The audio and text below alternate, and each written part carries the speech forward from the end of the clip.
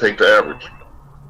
My average for a D8 is 5. I think I'm gonna take the 5.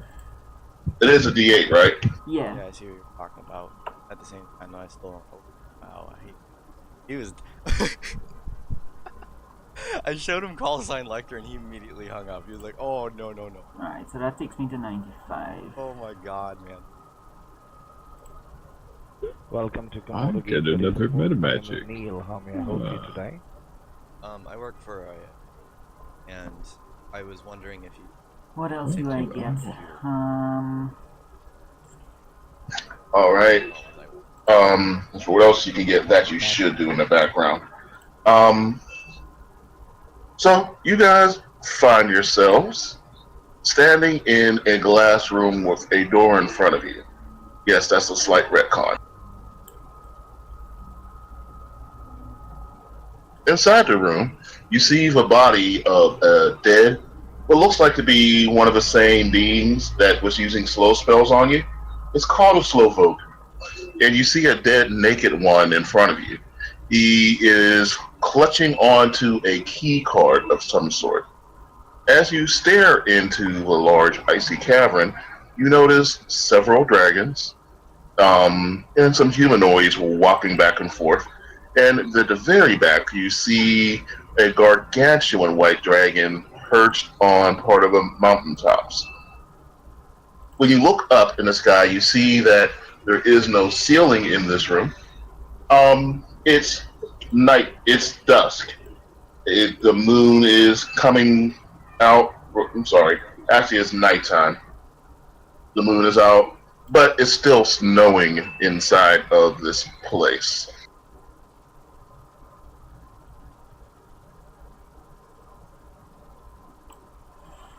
Alright, that's not too bad.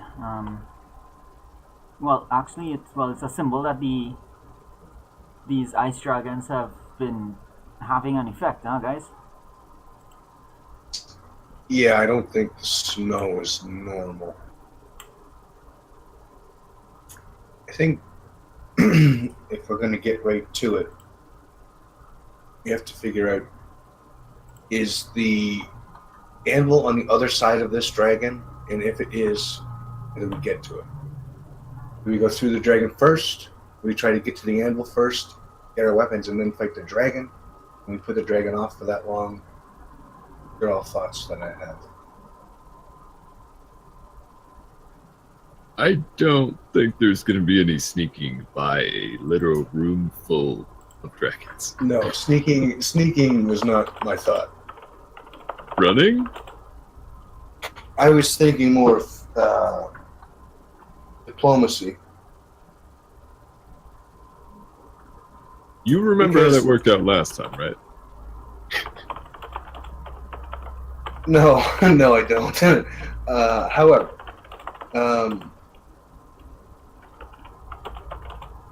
from my vast knowledge of dragons, I believe that these are not the smartest of them. So we can just That would be correct. In fact, they are the least intelligent and most animalistic and most cruel. What is ASI? Ability score Static increase. Oh, okay. So if we can, my thought is, if we can convince the dragon of how magnificent it is and how in love we are with it, and if we can get to the forge and create what we're here to create, we would give them to the dragon unequivocally because of how beautiful and majestic it is, and then we just take our stuff and jank them and get the fuck out. If it can work, that would be great. Can we pull it off, do you think? Well, I don't know. That's what I'm asking you guys. Secondly, if we don't pull it off, what happens? Then We they'll die. probably attack. Okay. But what by? Do we get attacked by the one giant dragon? Do we get attacked by all the dragons? Like, what happens if, like what's worst case scenario? We die. What's like? I think that's a good Is good this- question actually, because we have we made any kind of determination about how well these dragons work together? Well, I imagine they're all just cronies of the big dragon. Imagine. But I don't know that for sure. The main question is: if we fail in diplomacy, are we going to die right away, or do we still have a chance? We always have a Otherwise, chance. otherwise, we just have to attack it, right? We can't sneak, then we have to talk, and if we can't talk, then we have to fight. Yeah.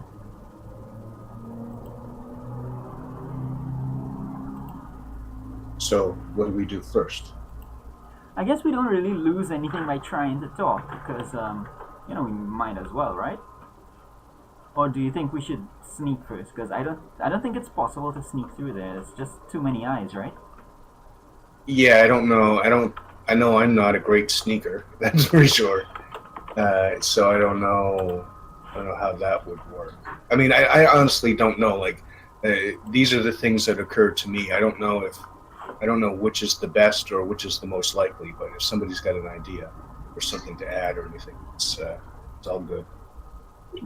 Just to interject 1 second, I just want to make sure you guys heard me describe the dead guy in the room with you.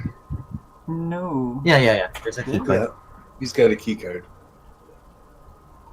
Assuming that opens the door. Is he frozen? Yeah, I'm sorry. So I should describe it differently than a key card. This is more like a data disk. I guess would be a more proper way to say it. Oh. Do we have a way of knowing what's on it? You're the smart one. Yeah, but I don't think I actually know what a data disk is. Have we ever seen a data disk? Like, do we know what data No. is? No. Okay. So let's put it like this. You never figured out, you never did quite figure out how Ignatius was making recordings, but you do know for a fact that he left his voice recorded and that you detected no magic when it came on mechanically. So you do know that it was, Specs did speak with you and let you know that it was some type of mechanics that he really doesn't know how to replicate.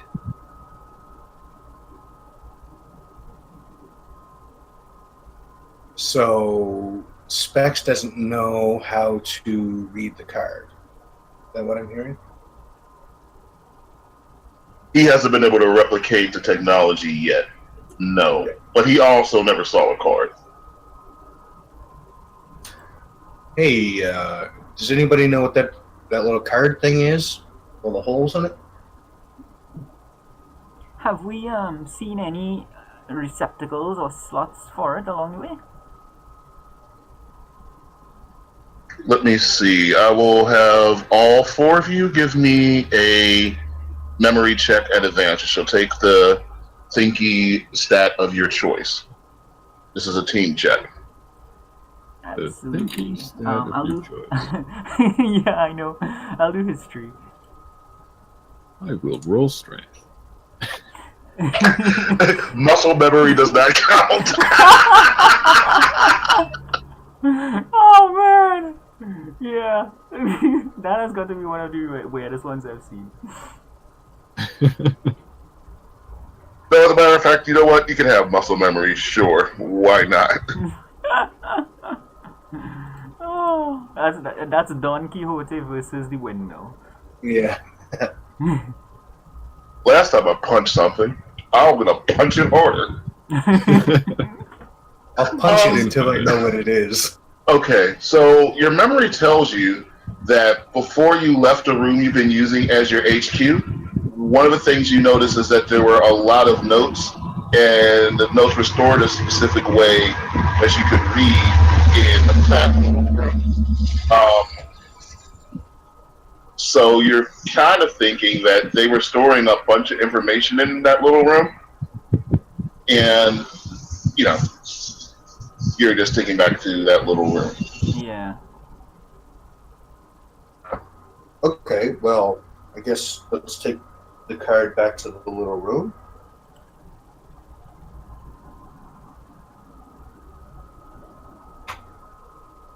Anybody else? Oh no, yeah, that sounds great. That's where all the equipment and stuff was, so we're bound to find a use for it there. As you guys are so you guys are picking up the data card? Yeah, or at least I'm gonna. Yeah. One of the young dragons, which is still roughly the size of some boats you've been on, flies up to the door and breathes its ice breath on it. On the door? It's the Yeah. the guys. So the dragon's on the other side of the door. Yeah. So you have a dome over your head right here, which is why it's not snowing on you guys, and there's a glass door in front of you. I know it doesn't look like glass, but that's a glass door. That's this one here.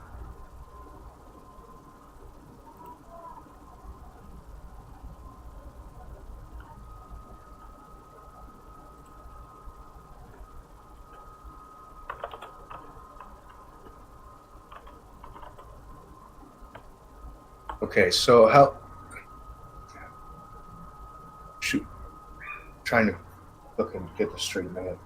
So the idea is that we have the key. Dragon just blew fire on the door, or blew ice on the door. Yeah. Ice. Yeah. Did it do anything, or is it just icy now, or like? So the dragon goes and he breathes a huge cone of ice. It washes over the door, freezing everything in its path for 59 cold damage.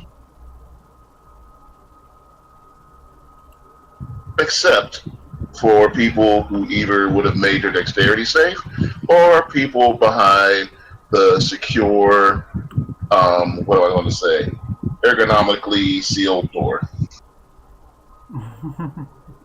Yeah. Okay, so we're not sneaking, and probably not a lot of diplomacy going on. You, I assume that you guys did jump or try to dodge when the dragon tried to breathe, right? Yeah. Yeah. Okay, so from the room you hear as all the dragons are laughing their ass off at seeing y'all jump. Brothers, see them dance. Silly dolls dance. It's not a doll, it's an action figure.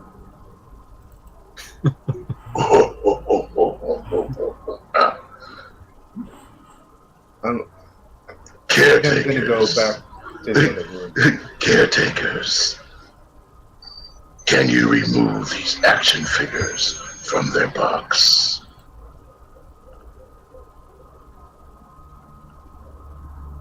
Yikes. Master Zerohonics! That will lower their value! Oh yeah, I see. This is too meta.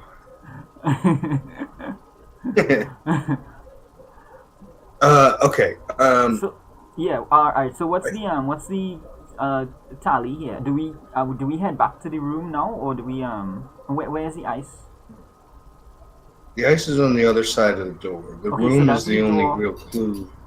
Is it got. the door that leads to the dragon chamber, or is it the door Yes. back to? Okay, It's the door with all the dragons in it, right. behind it. So, I mean, I guess from what I can tell, if anybody has any better ideas, back to the room and see. Yeah. figure out this card. We just finished fighting these dragons here, so we are not in top shape. By the way, just reminding everyone. Oh, that's right. I thought you guys rested, didn't you? Well, I Oh, thought we no, did too, sure but I I thought we went back to the other room and rested, but I might have it confused. I know the last session ended with us with this battle here. Darren is correct. Yeah, So we Darren didn't is go- correct. we didn't go- I told you would have the opportunity to go back and rest, but you did not do that yet. So Darren is correct in thinking that right now you guys should be at whatever slot levels you have left Yeah. and whatever HP you have left. By the way, the first dragon, who's kind of a dick, not Zeronix. Let me see. I'll show you how to spell his name in case you care. Zerohenix. I'm sorry. That's a good name.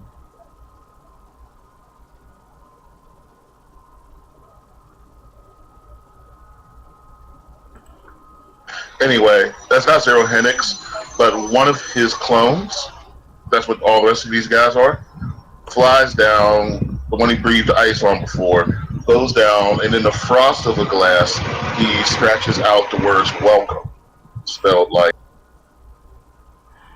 Guys, fall back to the other room. We shouldn't stay here until we're ready. Yes, X, you were very close.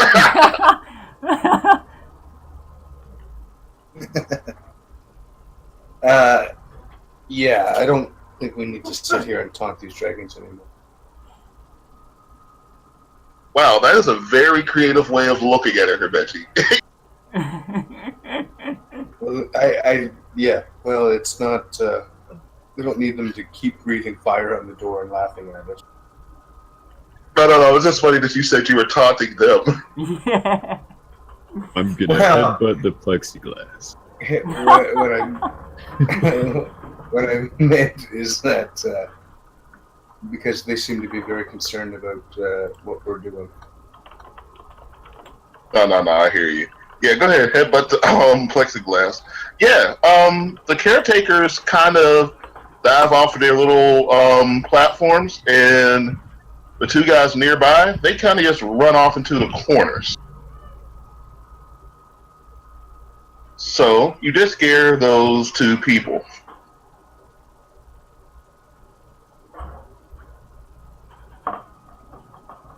Alright, I'll strut out like a rooster. I did my job.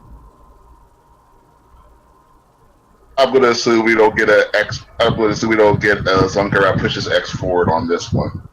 No, I'm pretty much slowing down. Slower than usual. Walking slower than usual. Oh yeah, and X, you would be walking slower than usual because you recognize the people in these robes as slow vokers, and those are the guys that were using the slow spells on you before. Are they in the room with us? They are not in a room with you, but a dead one is. Actually, Would you like to I want to take Sorry. the robe. That's okay. And wear it. Oh, speaking of which, he has no robe. Yes, if you would like to investigate the body, So you mean to say he's naked? yes. I'm gonna check it out. Okay, you check out. Yeah, you check out I'm gonna the. summon my magnifying glass. That's insulting. No. I mean, it is cold in this room, by the way, asshole. I don't want to miss anything. You know what? Yeah. So you take a look at him. You notice that he's been stabbed with. He has 4 piercings from daggers. From the curvature, they would seem to be ceremonial daggers. You also notice on his back are the words. This Ever says your understanding of this goblinoid language isn't great. Do you speak goblinoid? I don't. I don't know. Pretty sure somebody speaks goblinoid. Curvature.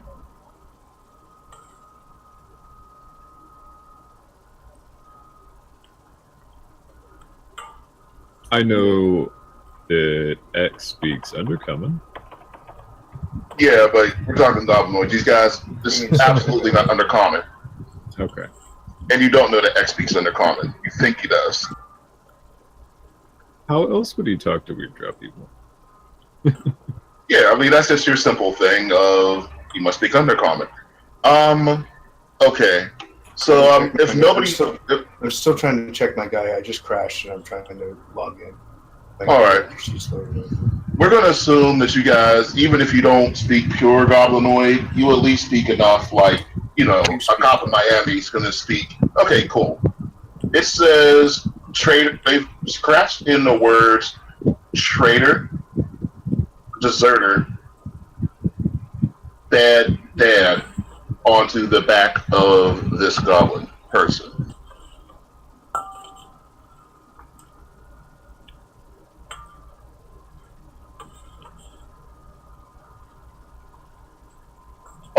As you seek even further, you also see that his clothes were obviously ripped off of him, and it looks like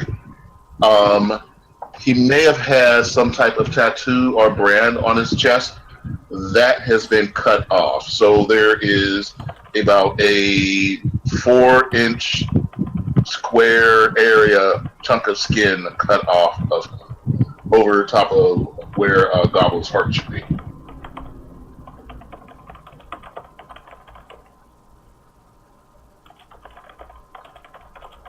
So by the looks of it, what I can gather with my deduction, it looks like he did something that they didn't like, and they took him out of the whatever associated group that he was with. And brands people, they just cut that shit right off, kind of like a motorcycle club jacket removal.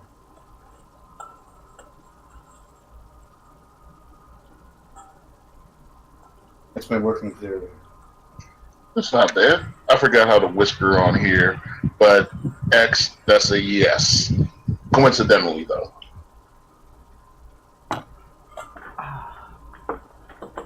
All right, good.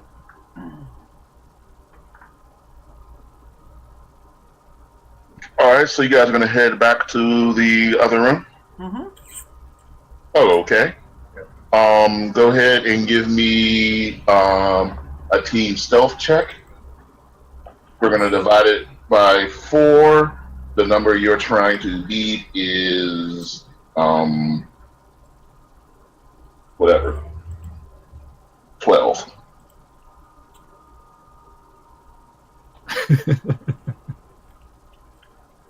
Yeah, but I think with X's number, I think we did it. Wow.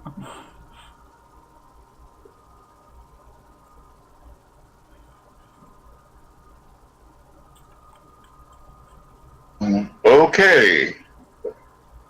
That's not great. 13 average. Imagine one guidance, one good guidance. Oh, okay. I didn't see X's. All right. All right, that probably saves you. Yeah. Hold on. Woo, that was close. All right, so that means I will at least will roll this. You guys are going to the other room. I just haven't. Oh shit. Poor X has to go around oiling or chainmail and spreading sand under our feet.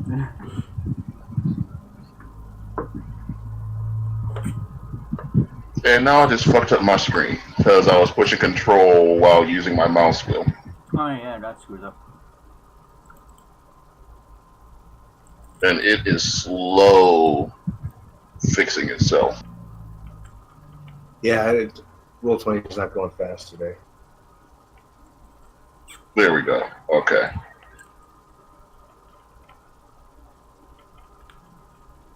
You guys coming? Yeah, you guys exit out of this room and you walk back towards the menagerie. Give me a perception check, whoever wants one. Not really paying much attention, so I'm not rolling. Ooh, 23. Oh, cool. Junkarat, you kind of smell in the air broken iron, and you also notice that some of the corpses that you guys didn't get rid of have been gnawed on. In other words, it looks like something may have broken its chains. Hmm. Interesting. Guys, we need to find a place to regroup.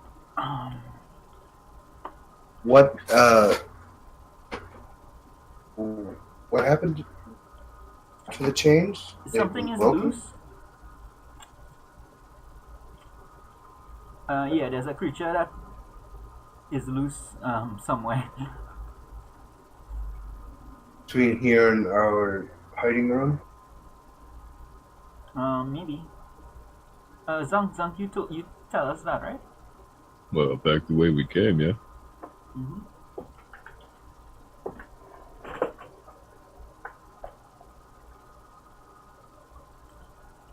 All right, so you guys are actually right where you see yourselves, right here.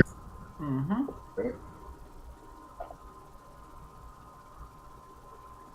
All right, so of course the first thing that hits you again is the smell, and you see the Catapolis,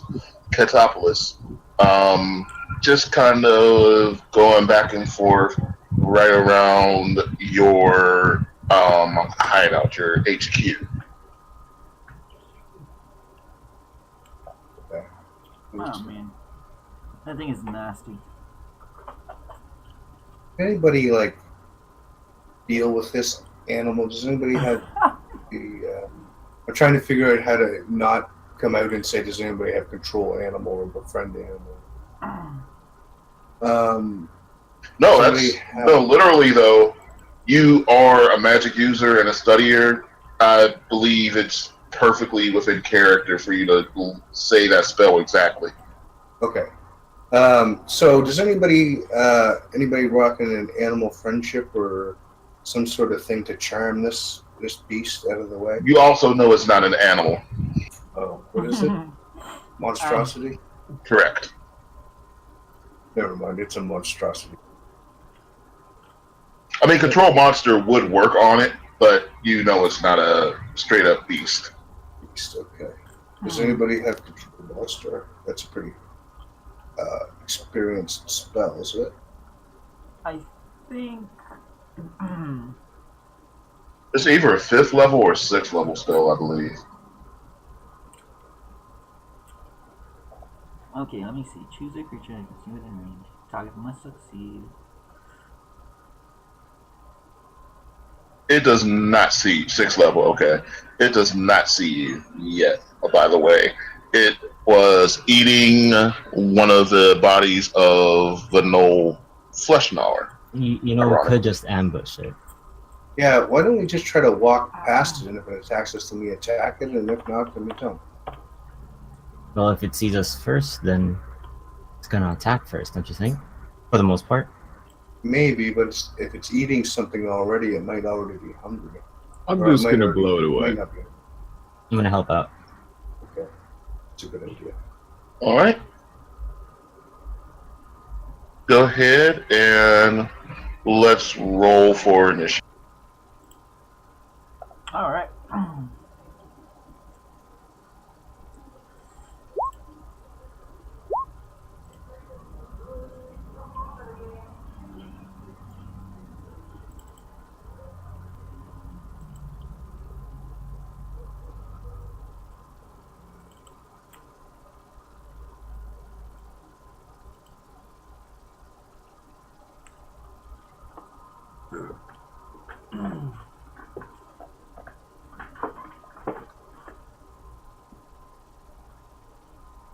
All right. With that said, Hermeji, you are up first.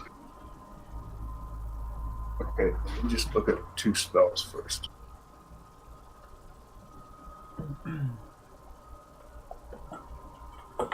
Okay. Oh, are you ready? Yes, I am. I'm just looking at a spell.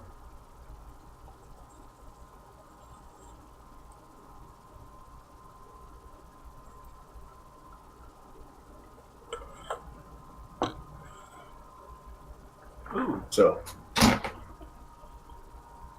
Melf. yeah, That's it's an old spell, but sexiest it's spell one you of my got. favorites. So, at this point, I now have 6 tiny meteors floating around me. I haven't attacked with them yet, but I will. I'll attack with 2.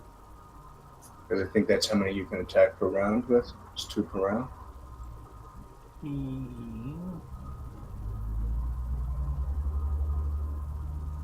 All right, so he needs to try to make a dexterity saving throw.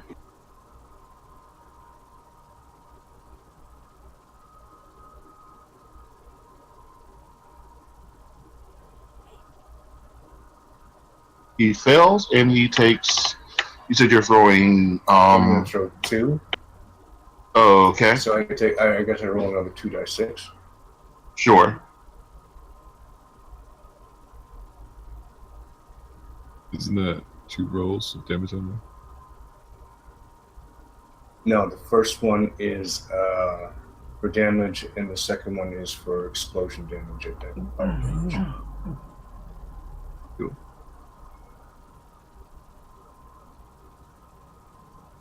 Okay, and that's going to be my turn.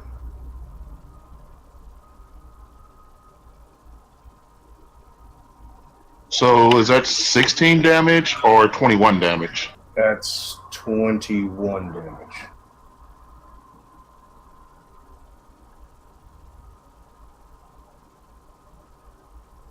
Actually, wait.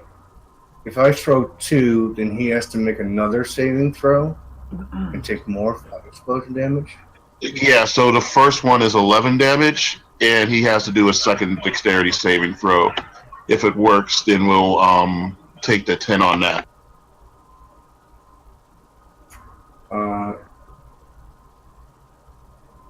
Oh, I see. Okay. So I don't have to roll a 2 hit. These are No, kind of like no. mini fireballs. Okay. Yeah, so that is 16 damage total. Okay.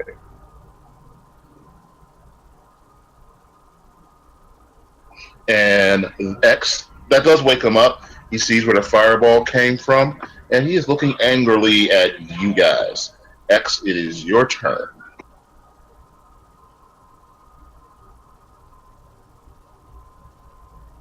Alright, can I hold my attack until... Actually. No, okay. I'm gonna go up and do 3 slashes. Go for it.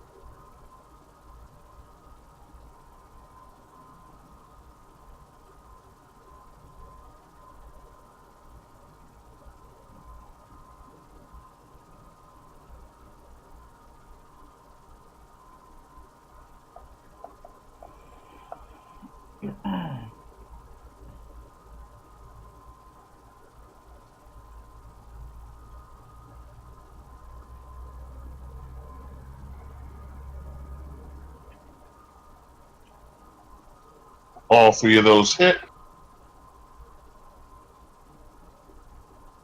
for 28 total. Wait, I'm sorry. What's the extra DA for again? I forgot. If my third hit hits, I get an extra d8. Only for the first round of combat. Okay, so that is 32 total damage. Alright, and just like that, this guy is already feeling a whole lot of pain.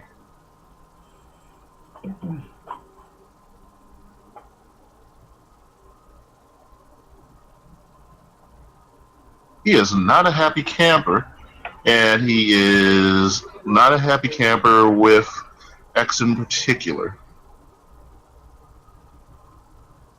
So, he is first and foremost going to do this.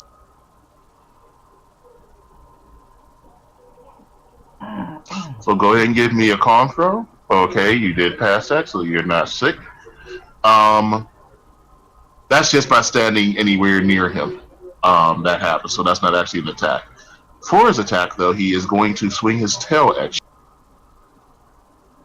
6.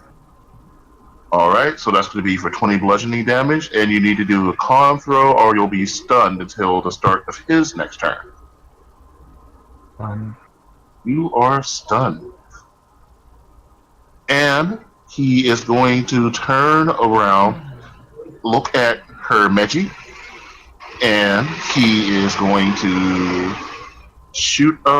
He opens his mouth, and inside his mouth you see purple and black white light form as a little ball forms within his maw. It looks at you, and this beam flies towards you.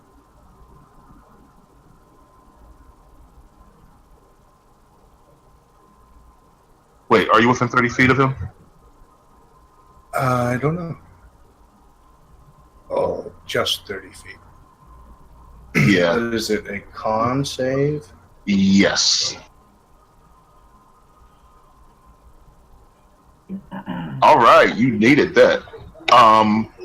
So you still take half of that. That is what, 22? Yeah.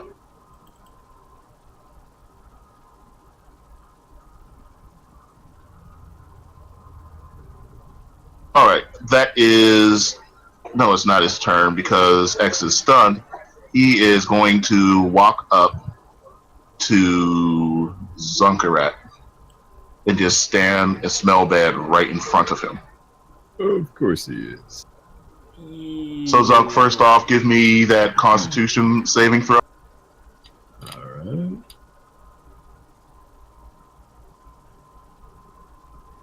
Aha! I smell this bad myself. All right, cool. It is your turn. And I will go ahead and blast this off to the side to clip him. And that's not the best. I'm getting to try out this. I'll re-roll the 1 and both 3s. The 3d8.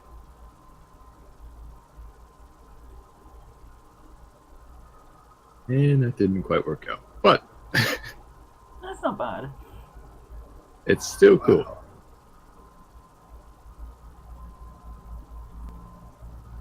All right, so let's see. I am taking away, what is it, 7 from 35 and then adding the 12 instead, right? Right. 40. And that brings you up to 40. Thank you, X. If he fails his Constitution saving throw, you will do 40 damage to him.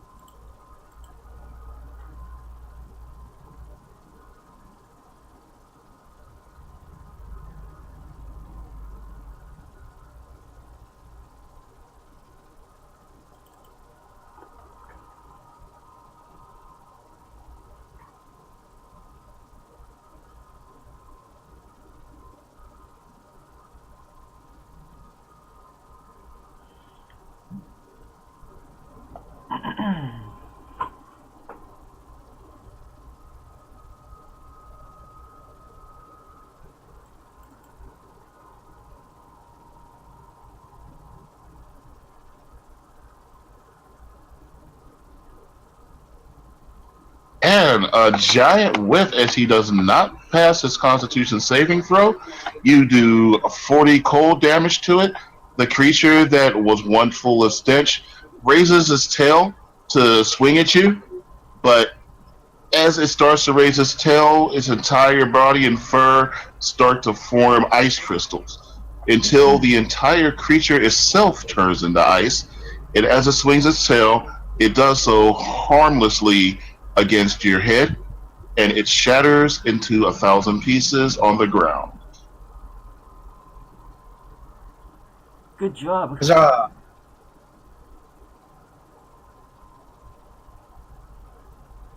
Good job. Now it doesn't stink. Good job, Dark. Work. Of course. Hold on, Dar. Yeah. Mm-hmm. Wait a minute. I want I to go mean, up to the this. sad part is he had like a 9 on his con save, and he completely whiffed. I want to see if the card will fit in this photocopier looking thing. You do, but before you get that far, you hear a familiar.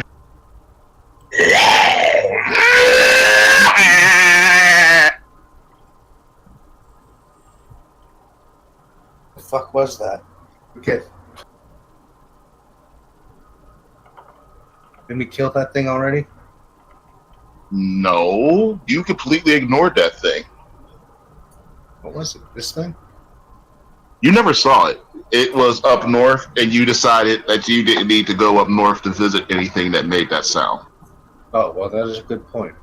I still stand by that. All right, so you guys make your way into the room. Yeah.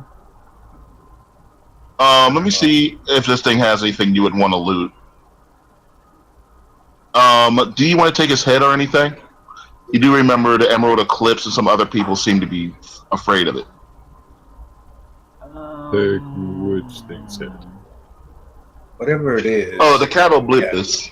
I know I said it shattered into 1,000 pieces, but let's just say his definitely. head survived. Okay. Yes. Yes. I at least want to take his head. All right, so you take his head. It doesn't look like give me a nature check, or wait, yeah, I guess it would have to be a nature check.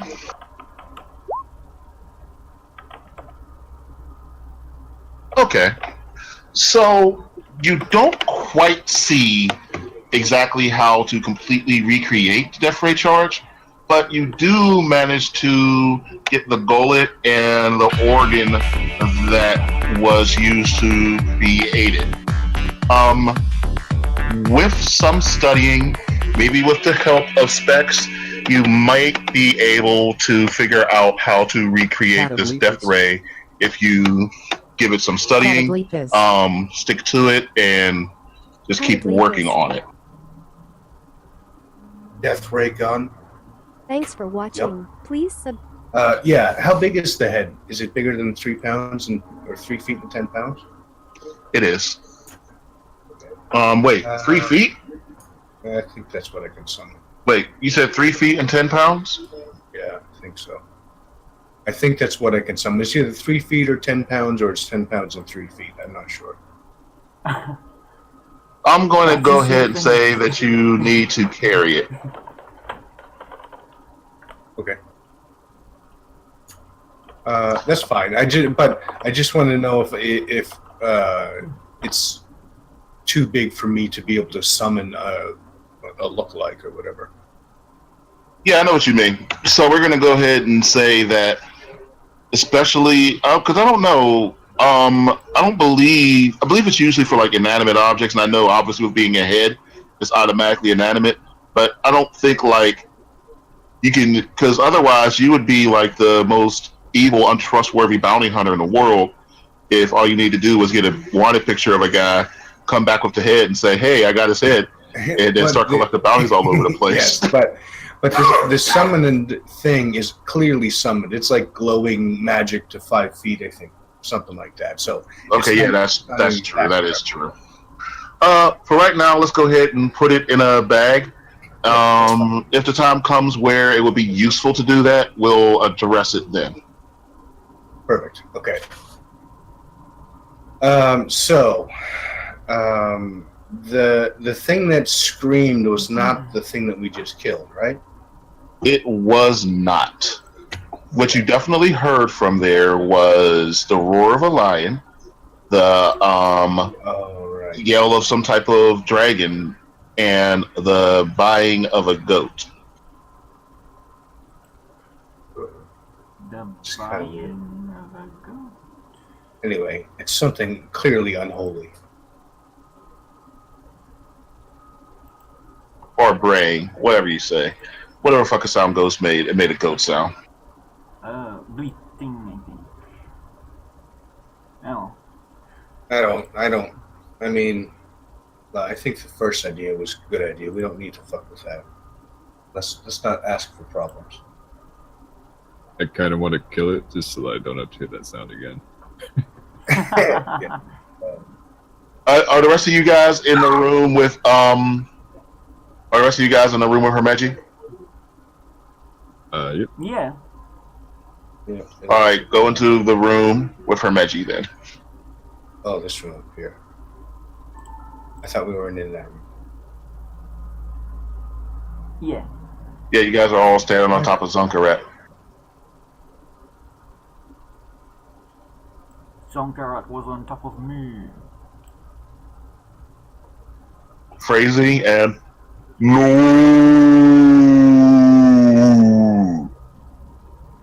Oh, me so fired.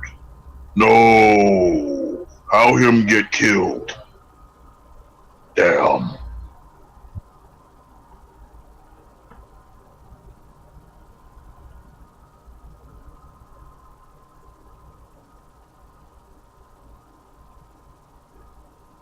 Alright, everybody give me stealth checks.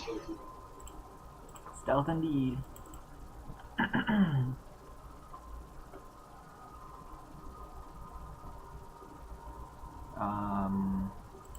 Mike, are you still wearing armor? Heavy armor? Yeah, yeah.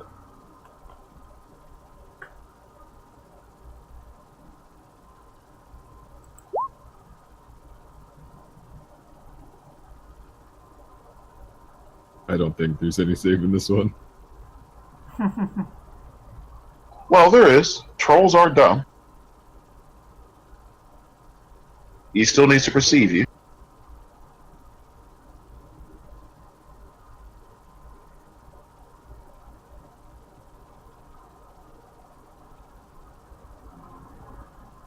More to the point, I still need to find my stats for troll.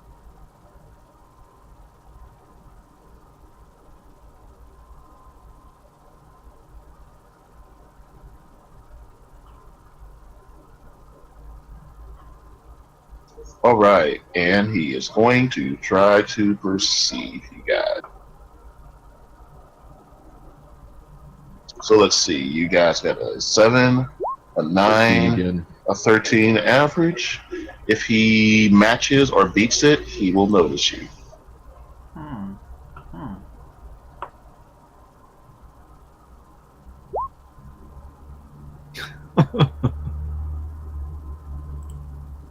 So you guys each kind of go off into one corner of the room.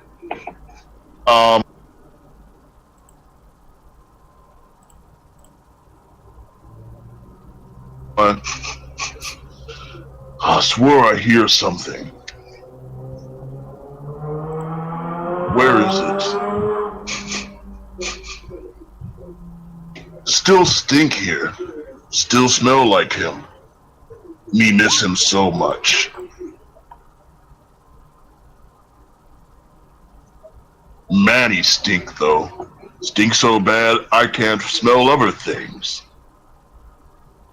Alright, and he starts to walk back up, and you guys hear the sound of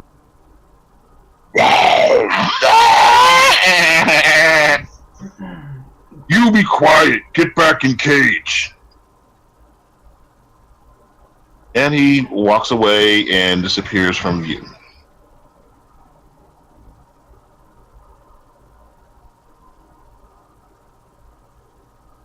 All right, let's try to get this fucking character board to take a long rest. Okay, so you guys now have the opportunity to lock the doors. Oh yeah. I'm gonna go. Okay, I'm gonna. How many doors are there? Just one. Okay, I lock it. Yeah.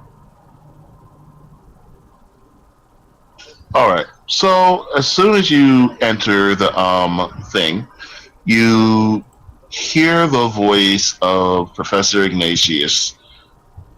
Oh, rather, you see the face of Professor Ignatius. You see this face smile, and it starts to speak. Well, if you're watching this, then it must mean that, well, it must not mean anything. I mean, I don't predict the future. Thought he was gonna However, say he was dead. however, wow. However, what I wish to say is you've gotten pretty far into the area. Now, I do know that you probably still have some morons trying to lead you and the rest of Emerald Eclipse into the Forge. And there's a good chance that a good chunk of you are dead. I also happen to know that right on your tails are some of the Special Operations soldiers from the Five Freedoms Army. They were a bit of a bother before. They did manage to kill Captain Kurg, and if you're not careful, they'll definitely kill you as well. I don't think that locking them up in a little frozen room with 2 slow workers is going to be enough to destroy them. Speaking of which, I don't know which one of you did it, but obviously someone left a button for the dragon room open. Now, I created an artificial room that can function as a lair for, Negastrina's grandson.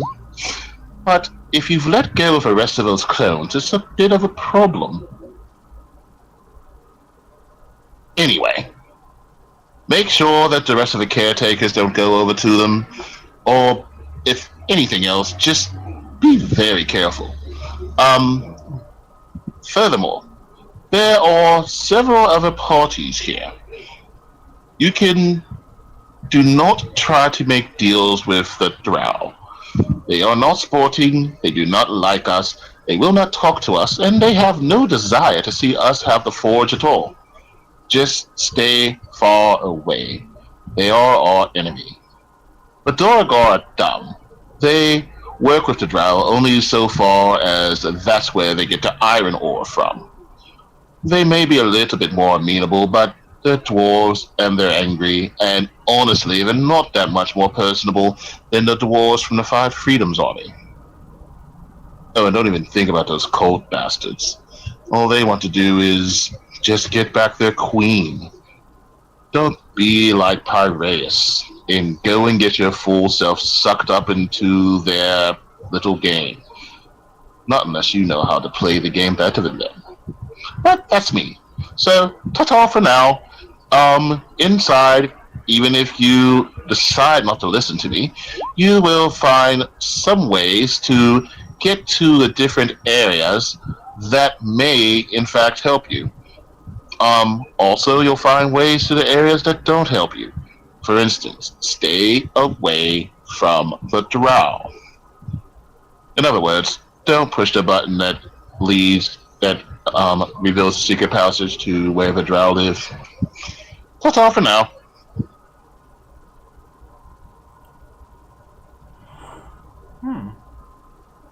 We should ask out from the Drow, huh? Yeah.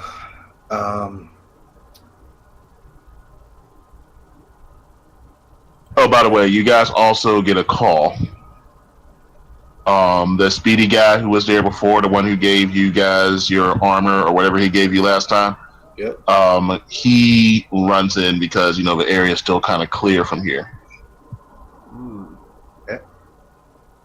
This guy has no fear. Why isn't he doing our mission for us? Yeah. When they we deliver did the mission. We fucking made it message possible to for that him dragon, to would you? run like that. Okay, so what's on his mind? Wow. Hey guys, listen. I have a message for Specs. He says that whatever you're doing, you better hurry up because he thinks that Quartermaster Quintosh is on his way. And if Quartermaster Quintosh gets here first, you guys aren't getting any magical weapons.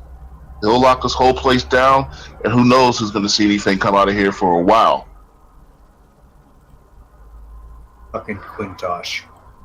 Okay. Did you have my dark vision goggles by any chance? Yeah, sure. Here you go. Thanks. Here's a pair for you too, Mr. Dar.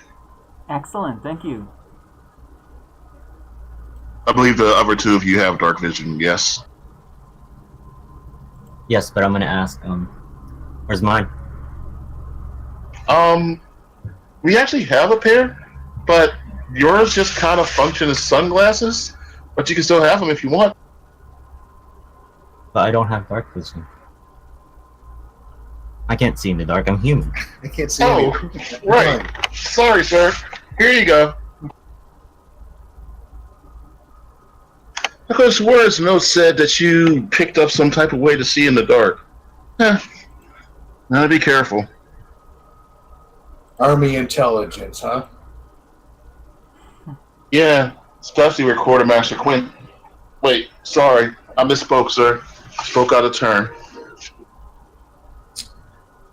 No, you're right. We're all cool here. Don't worry about him.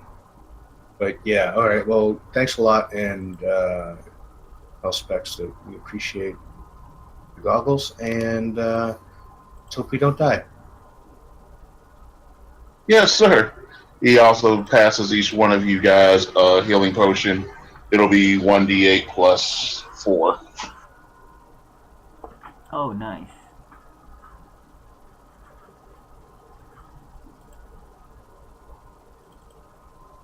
Is he gone? He is leaving now, unless you have anything to send back with him or any information to send back to him. Yeah, Does do we anyone? have anything? Like, does anyone have a head that they think Specs would like to study that teach them how to use a death yes, ray? absolutely. Stench grenade. And who might that be? I have a head that you might want to take back to Specs with you. If you can carry it, it's quite large. That's what she said, huh? Oh, fuck, man, that thing stinks! Yeah, Where the that's hell what she did you said. get that? It was on that giant rotting creature that's in the middle of the floor. How fucking long has it been dead, man? Like 10 minutes. The hell? If this stinks as much after 10 minutes, how much is it gonna stink by the time I get it back? Well, I mean, would you rather take Zunk with you? I mean, obviously Master Zunkarat will be in great protection, but I don't know if he can run with me. I don't know if you can Fucking stand the hell! smell of both of them. Isn't he? He does not acknowledge or say anything. He's kind of shaking in his boots because he is lower ranked than all of you, and he definitely does not want to insult Zunkarat. Okay, sir. Okay. Yeah, His voice changes from, I'm sorry, sir. I'll get on that right away. God damn, this thing stinks, though. So he does take the head, and he gets ready to make his way back out of there. So, what have we learned? Exactly. Okay, so this is what you got. You know that there's a passage or some way to get to the Underdark where the Drow lives. You do know that they are definitely enemies of the Emerald Eclipse. They aren't getting along at all. You also know that the Duragar, the Emerald Eclipse is trying to negotiate with. I forgot to say it, but what? Actually, let me go ahead and give you a couple of names. For the Duragar, you have a contact. He is the head of their forging, the one who actually creates weapons. Did I put him down yet? I did not. Are you going to write that down, son? Yeah, I'm about to give it to you right now. Sunkarak can't write down anything because I haven't told you how to say it.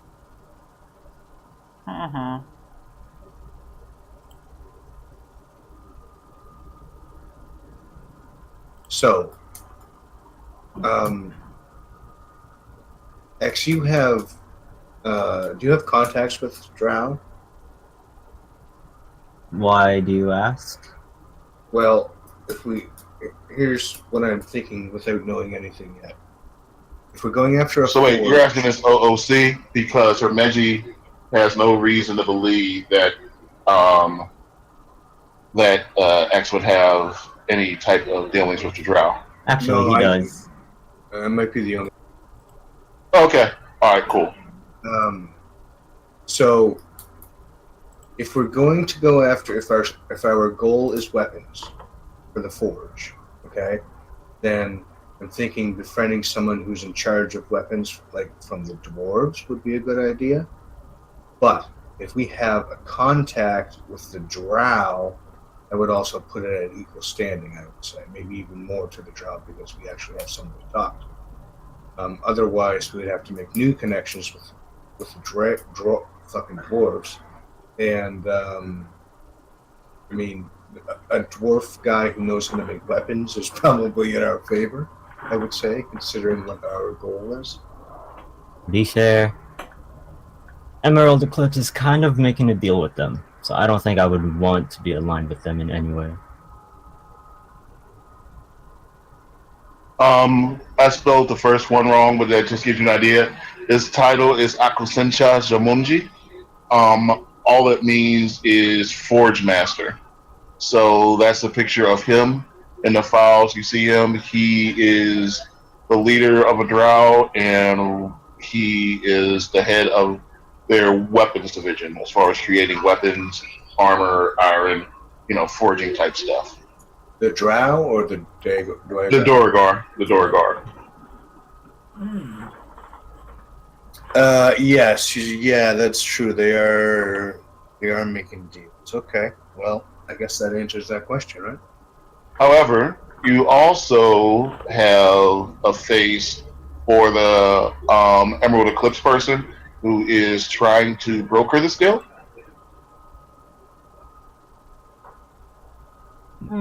Yes, continue. Yeah. Oh, and we're going to rewind slightly because the messenger did not come alone. He actually had a protector. Ooh. It's also X. X is everywhere. I apologize for this because this protector is someone who's familiar to. It's X. It is not X. It is Zanair. No. It is me being frozen.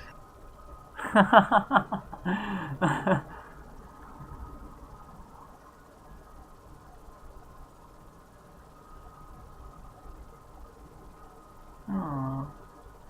Master Hermeji, it's been some time.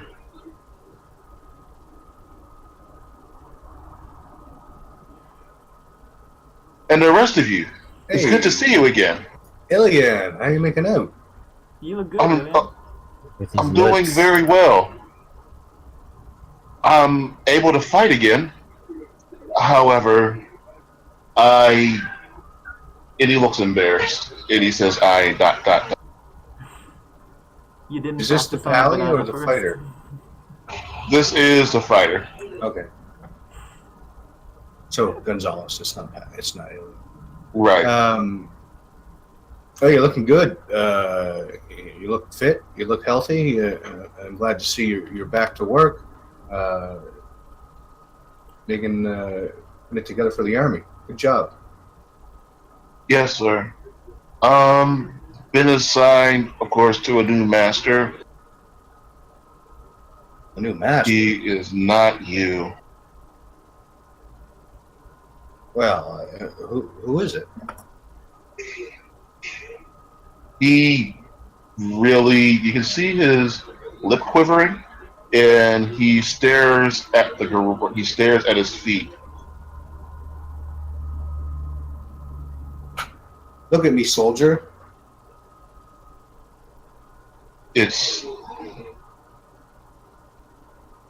I am working for the quartermaster now, sir. Oh shit. So All right. What's that like? Well, you remember how you guys found all that food? Yep. Yeah, while we were shipping it to help others, he, of course, you know him, he got in charge and now he's in charge of divvying out the food. People are getting fed, but we were supposed to fill their bellies. He's just, giving them a little bit more than they had, barely enough to survive. And there's more than enough food there. I just don't know what's going on with the rest of it. As an aside, this is the person that is brokering deals or trying to broker a deal with the Dorigar. That can Quintosh be- is. Oh. Okay. Sorry. No, not Quintosh. Well, His name is Revo. okay. Let's keep Revo in the back burner for just a moment. So Gonzalez, kind of access do you have with Quintosh? He keeps me at arm's length, sir. Honestly, I believe he won't say it, but he just wants me to spy on you, I believe. He knows that he's heard a rumor that you're looking for new magical weapons. And I believe that if you do manage to find them and reclaim them, that he's going to try to take over the forge. And I can attest that the magical weapons that come from this place are great indeed. It brought me back my ability to fight.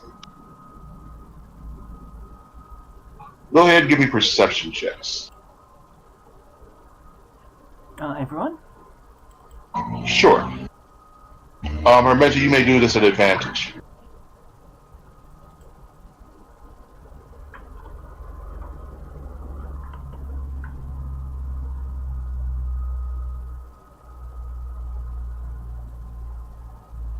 All right. Hermetia, you notice that he's not using the same sword that he used to use. He is using a new sword, and it looks like this. You all know this, by the way.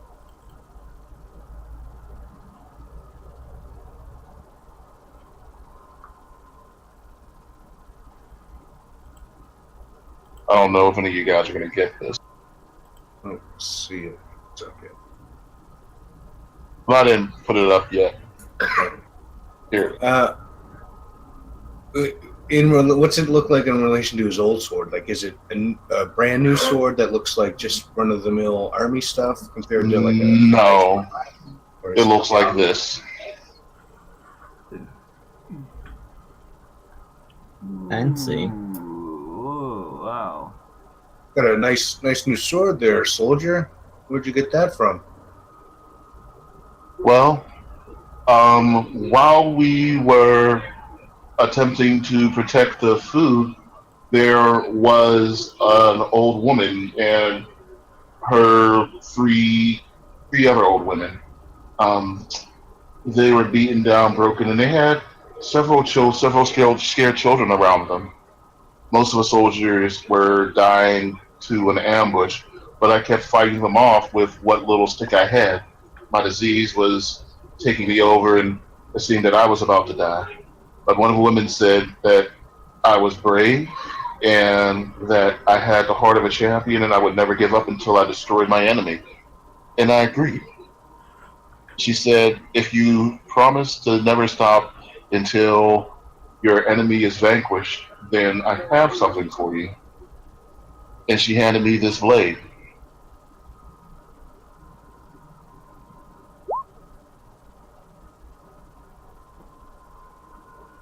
As soon as I grabbed it in my hand, I felt power surge through me.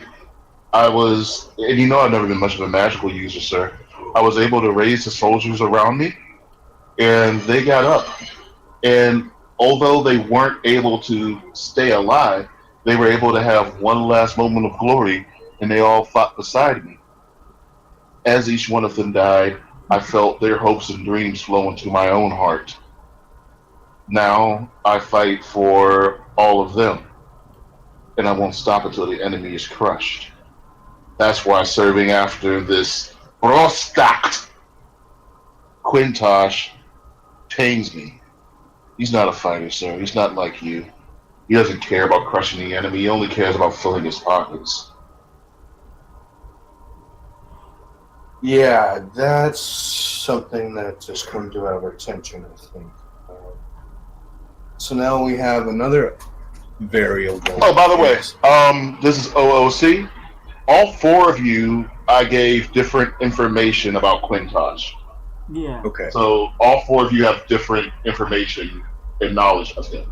None of you guys got the same message.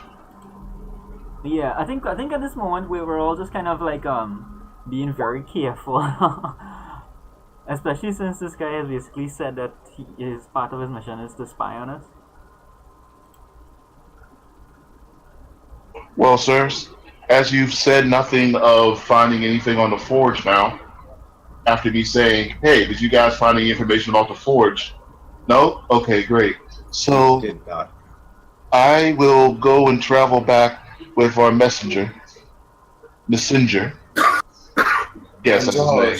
His name is Messenger. Nice. Before you go, Yes, sir. I just want to say how impressed and proud I am of you that you've pulled yourself up, and you're a great soldier.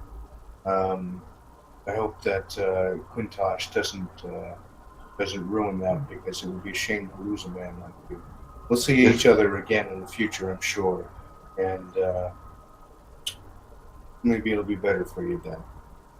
If he stands in our way, sir, then he will be an enemy. And he will fall to the sword just like all the evil bitches in the Eclipse. Well, that's something that maybe you might want to keep to yourself, under your hat. Of course, sir. Master Dar, may I speak to you a moment? Absolutely, soldier. So yeah, I'm gonna like just go to the side with him or something. Master Dar, I know you have a somewhat strained relationship with your brother, but I believe he may be a man who can see things the same way I see them. But he doesn't just trust anyone. If, I don't know, if you have an opportunity to speak with him again, you believe you can let him know that I am a man of honor and a man who wishes to stop his enemies at all costs, and that he can depend on me. You wish to fight alongside him rather than under the quartermaster? Is that it? I wish to fight, sir. And the quartermaster, he tries to stop fighting, only wants to protect himself. There's no honor in that. There's no crushing of the enemy. There's merely butting heads with my friends, bureaucracy, paperwork. Oh, I will definitely speak to my brother on your behalf. I do understand what you must be going through. However, in the meantime, I would just suggest that you use your time in this position to maybe try and benefit those who would otherwise be left unprotected against the quartermaster. You can be a buffer. Maybe you can make a difference somehow. At least until we get you out of there. You might be right, sir. But I was always good for swinging and not thinking. But perhaps I can be more. As you say it, I didn't mention it, but yes, this sword does glow. When you say that, you see a sense of joy pass over his face, and all the red glowing gems turn back to blue. Nice. Yeah. Keep your sense of honor. Keep your pride as someone who has fought alongside us. I will, In sir. our heart. Just know that Quintosh has eyes, and he is coming. Well, we will be here. Oh, I'm sorry. I'm supposed to leave you gentlemen with this. I don't know what it is. some type of music box. I know it was made by Specs. He was complaining that it doesn't quite work correctly yet, but here it's yours. Thank you for bringing this far. We appreciate it. All right, so he takes his leave with Messenger, and he leaves you with what looks like a jewelry box. Yeah. Hey, Himeji. I don't suppose this thing can lull dragons to sleep, can it? I don't know. Let's have a look at it. Alright. Here, take a look. I'm And open gonna it up step. and check to see if Dar Yeah. falls asleep or not. Yeah. Do I? As you open it up, the anthem of the Five Freedoms Army plays, and a crude, not as good as the one you just saw of Professor Ignatius, but the head of Quintosh pops into the music box. Next to him is Speck saying, "Listen, this won't work. This is pretty useless. They can't talk back to you. All you can do is just go and bark at them. Are you sure this is what you want to be using it? Honestly, it's a waste of my talents." Huh. Quintosh just sneers at him. No, Quintosh just sneers at him and says, "I will be the one to decide what is and what is not a waste. You four. I've heard rumor that you're seeking out magical weapons. Understand that any weapon you find, any research you find, magical or otherwise, should come through the quartermaster's offices first. If you use them to survive, fine, but immediately upon receiving them, at your first opportunity, you are to return to Five Freedom City and lay those magical weapons at our feet so that we can use them to empower the rest of our soldiers and end this war." I close it. Oh wait, before you close it, it says, "And I know that I know that you have been given some leeway, some power, but understand you are still just soldiers. Your families," and he seems to look at Dar, Hermeji, and Zunkarat when he says the word families, "do not excuse you from the point of order or the chain of command. Quintosh, out." Take this one. All right. So I close it. Is there like a latch or something? Yes. Yeah, I close the latch. I said, I'll have to listen to this sometime later after we get all of our shit.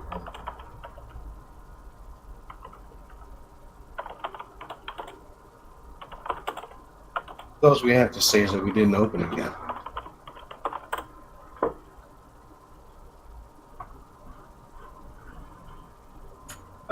And I think Gonzalez will be good for. Oh Yes, wow, no. I'm so sorry, X. The answer to your question is you guys did do the perception check. So just to give you more information on the sword, yes, you obviously saw what it looks like. It has glowing insignias. You had a 23 on perception, so you noticed that as his mood changed, the different insignias would glow different colors. As he got angrier, some red insignias popped. As he got, calmer or happier, some blue insignias popped. That's nice. That's really nice. Well, it looks pretty, I'll tell you that, but I feel like it's dangerous. so, if I can, yeah, if I can just change the subject for a second, though. You guys know about this Quintosh guy anyway? Where did he come from? He's a heartless bastard. That's for certain.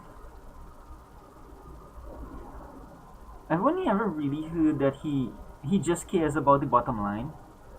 But I always get the feeling that that is only because he wants to know exactly how much he can put in his own pockets without other people noticing. Yeah, that's sort of the idea that I have too, where he just kind of got a whole bunch of money all of a sudden and is not supplying the troops with adequate equipment. Indeed. I mean, with all due respect to Ensign Gonzalez, I am wondering if the quartermaster should be supplying the front lines before he supplies his own office with such a sword. Well, that's an interesting thing too. That is a new sword, but it doesn't seem like Gonzalez is happy to be where he's at. So, Oh, you I don't know know. Gonzalez. Gonzalez is honorable to the bone. Gonzalez would never be happy working for someone like Quinash. Well, exactly. So I don't know if it was a gift or why Quintash hasn't taken it from him. Gonzalez is wasted with that, man. I have a decent idea why. What do you think? You guys remember the first time the first time we encountered cursed weapons? Yeah, they were our own troops, weren't they? Or Exactly. mercenaries? Mm-hmm. They were mercs. I have a feeling that that weapon is a cursed weapon. Quintash knows about it. Whoever this Quintash is. And I feel like he has some relation with the sisters. You feel that Quintash has what with the sisters? Some type of connection. To The three sisters? The four. The Golden Girls? No. The other ones. Okay. Yeah, the other ones. Rosita and Blanca. Golden Diamond. Yes, I mean, for lack of a better term, the Golden Girls, but the cult you were looking at that you met a little bit before is the cult of the Golden Sisters or the cult of a Golden Diamond. Oh, okay. I get the sisters things confused, but okay. They're all the same thing. The sisters, the Golden Diamond, all that, they're all the same. The nuns who you met are completely different people, therefore heroes who Nuns, defeated okay. the sisters. Right.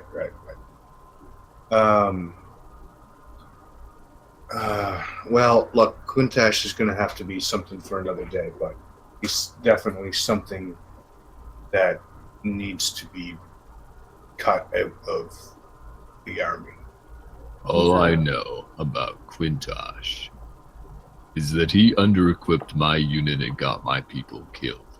Now maybe I'm underthinking this, but I say we let him pass us right into that room full of dragons. Indeed.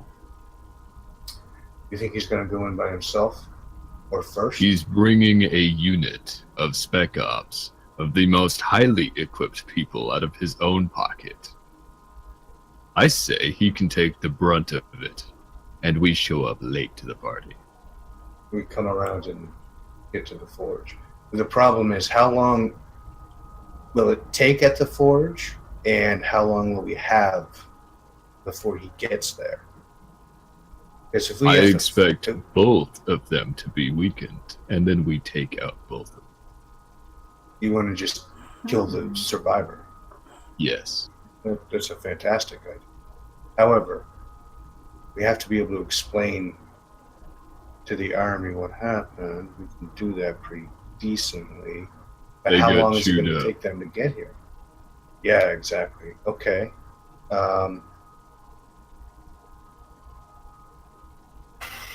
That sounds like a good idea to me. Yeah, I'm sure Quartermaster isn't even supposed to be here anyway. But I don't know if Quintash is going to enter on his own, or even be there at all. He might just send in the group. You know, he doesn't seem like somebody who wants to get his hands. That is true. We'd have to be okay with watching innocent men under his command be slaughtered in there. I mean, what if he They're sends in not Gonzalez?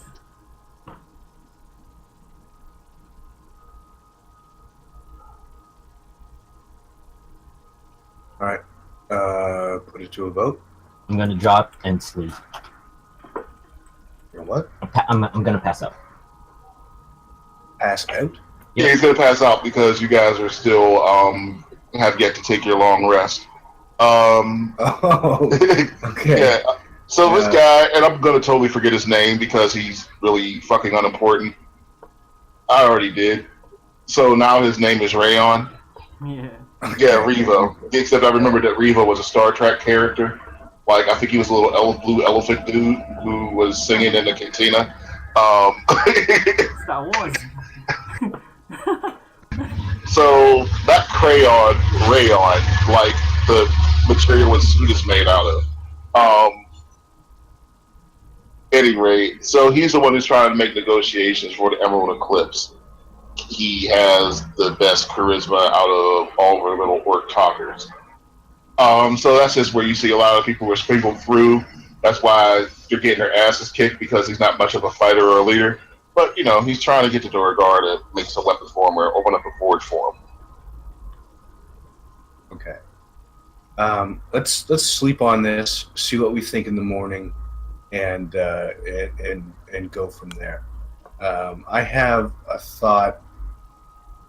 I still think we need a Duergar to help us with the forge, and I think we can probably out-negotiate this fucking jerk off here with the suit. But I might just be overconfident. But I still think we should have a sleep. All right. So what order are we taking watch in? Ow. I'll take first watch. I gotta study my spells anyway.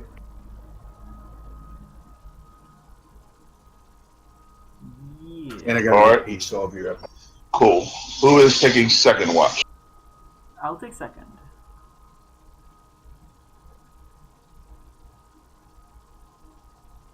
All right. So you'll take second. X is taking fourth. So I guess I put Zunk on third. Mm-hmm. So he's going to the bathroom, but it doesn't really matter. So he's studying his books, and just looking on the ground, and the room's pretty well sealed. You just have like an occasional insect walk in. Not much of anything. Like a spider kind of crawls on one of the books he's on. He blows on it. It just catches one of his little spinnerets, and it kind of, swings through the air on his butt, and it lands on X's nose. Reggie, I guess, stifles a laugh, as you guys are still trying to sleep. Spider kind of lands on X's nose, crawls over his face, over near to his ear. Looks like it's about to try to make a web over by X, but then it just kind of walks away.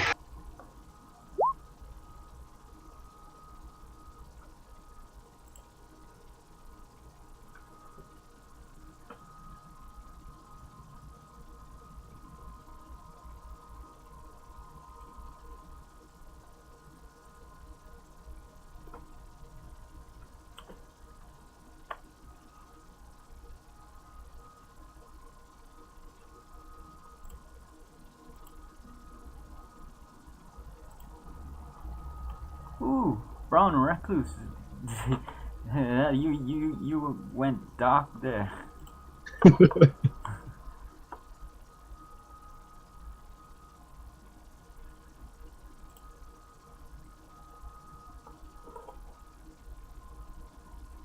So Remeji's shift goes without incident.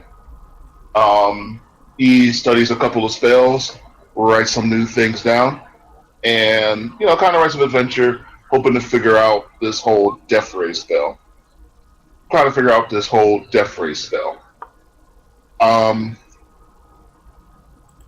Also, he is looking at the slow workers, and unfortunately, they didn't learn anything new. He's already pretty familiar with the slow spell and a couple of other things, but he's just interested in seeing how they were able to use the smaller room to kind of lock down all of you guys before. And he just made some notes on trying to use the environment and just the spacing in the areas to his advantage. After that, he kind of stretches, wanks one off real quick when nobody's paying attention, and heads to bed.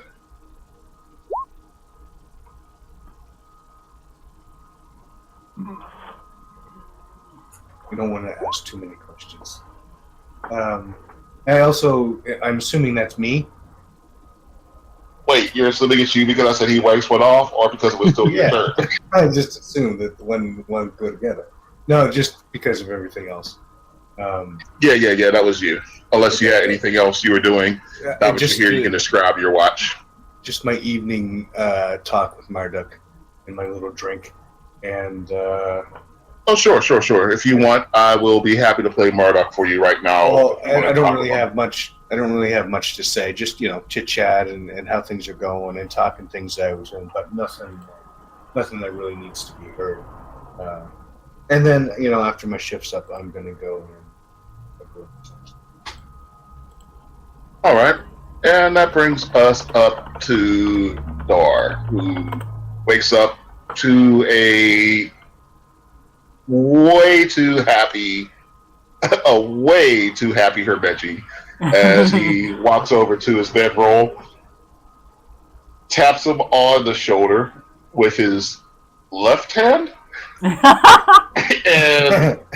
goes into the bedroll. I put my hand on his shoulder and wipe it down his back. Oh, You're up. dude. And it's more of a relaxed, less happy, more of a relaxed. Oh man, does Marduk stay up with me? No, Marduk is shamed. I make him watch. I watch me through his eyes. It's all real fucking voyeuristic. Oh, God damn, you made it worse. Yeah, I wouldn't have even thought of that. Jesus. It's the only way I can keep an erection. Oh my god. Anyway, okay, go back to bed. Oh. So You yeah. better not let him figure out how to make a clone of himself. or a corpse clone. Yeah, you wake up and you see her Meiji spellbook is opened up to the mirror image spell, and he keeps drawing all sorts of lines to it, and there's a whole lot of frustrated scratch out marks around mirror image. I don't know, some reason he couldn't get it to do what he wanted it to do. Yeah, it's all sticky. Yeah. I'm going to mostly I'm just checking on my oh my god. There is a thing like that. Wow. Is that a what class of spell is that? Necromancy, of course. I like the word inert. Wizard. Oh yeah, I wouldn't. By the way, speaking of cantrips, I want to say this either comes out of Xanathar's Guide for Anything or some other recent book. Uh-huh. There is a cantrip called Tome of Death. Ooh. It works like fuck. Do I have it? I don't have it.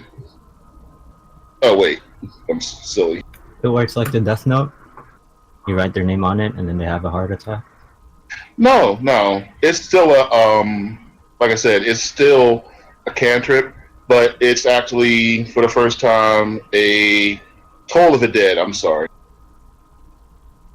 Anyway, so it's like you point at a creature within range, blah blah blah, and it takes a D8 of damage. However, if it's missing any hit points, like it was already damaged, that D8 becomes a D12. And of course, it still works the same way other cantrips do, where a 5th level becomes a 2D12 or a 3D12, so on and so forth. I did see that spell, that cantrip, yes, but So, it was too late. so if anybody would like to add Toll of the Dead to their cantrip list, you may drop one cantrip. You can go whatever your maximum cantrips are, but you may switch Right. out one of your cantrips for Toll of the Dead if you so desire. Okay. Toll or tomb? I'm just looking it up. Toll, Toll. Toll. yes.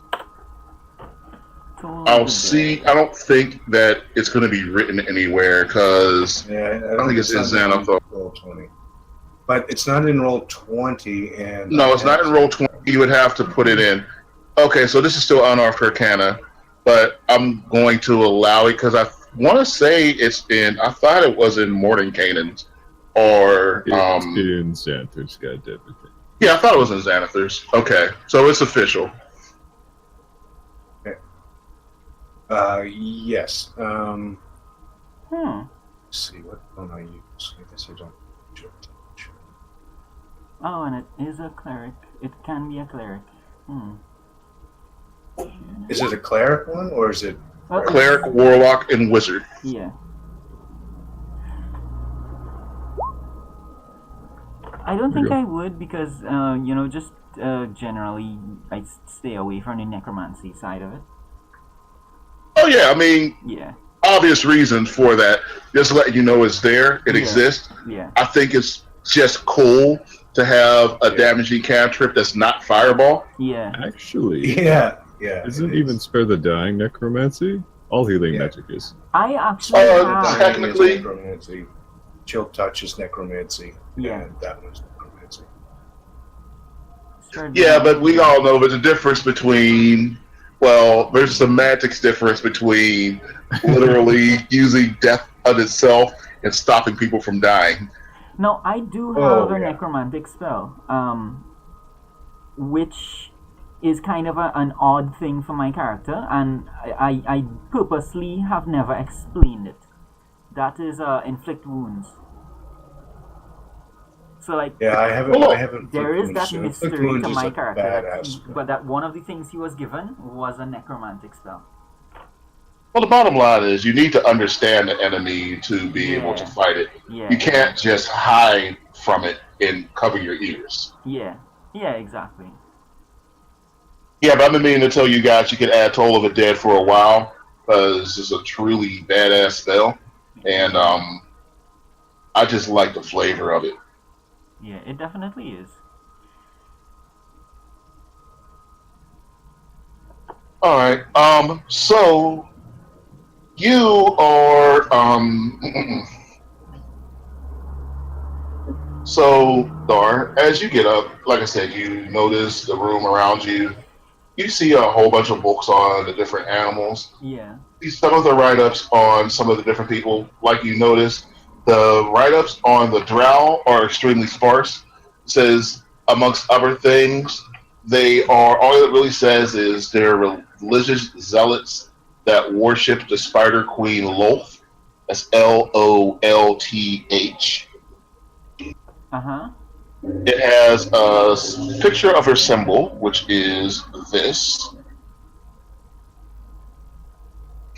And, just says they're slavers, they make poisoned arrows, and they're not really friendly. Shoot first, ask questions to corpses. Oh. There's so many people in this world like that. Shoot first, ask questions later. It's no wonder we're plunged into war.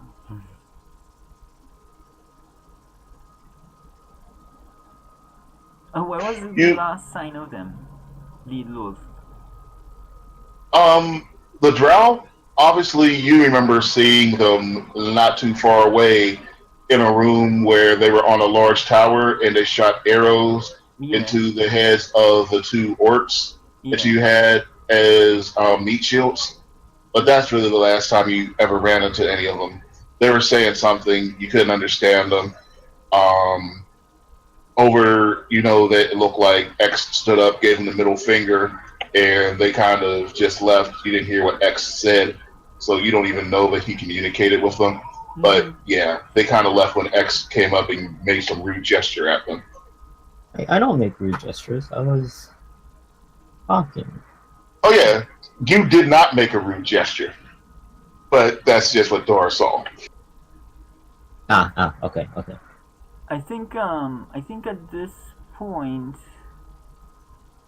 Dar would be of the opinion that it would be nice to have help from the draw, but in a situation like this, we probably would have to choose. Like, we would have to focus where we put our effort. Do we focus on fighting or focus on diplomacy? Because I don't think we can do both. So and then I would be remembering like the conversation Himeji and I were having, which is like, what are our chances of successful diplomacy? So it's going to be looking more and more like we're just going to have to fight. As you're going back, you kind of hear something your father said to you about the pen being mightier than the sword, but also reminding you that the pen is really mightier when it's shaped like a sword and you hold it like this. And you just remember your father holding a sword shaped and sharp pen in between his knuckles as he threw a fist. Yeah, it's like never make peace out of weakness. Because when you do, that's not peace. That's just surrender.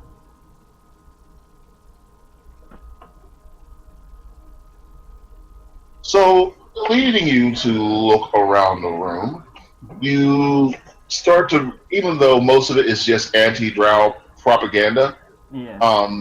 some of it does vibe with what you had learned about them or heard about them in your past. Mm-hmm. This is going way back, so we're going back 8 months, so I don't expect you to remember this. Yeah. But one of the civil wars that before the Five Freedoms Army had kind of really formed together, one of the things that kind of split everybody between like dwarves, elves, humans, and whatnot was when the Duergar and the Drow kind of came up in the night and started doing things. So like the humans just saw a bunch of elves fucking shit up, a bunch of dwarves fucking shit up, and the same thing happened, for the dwarves and the elves. Yeah.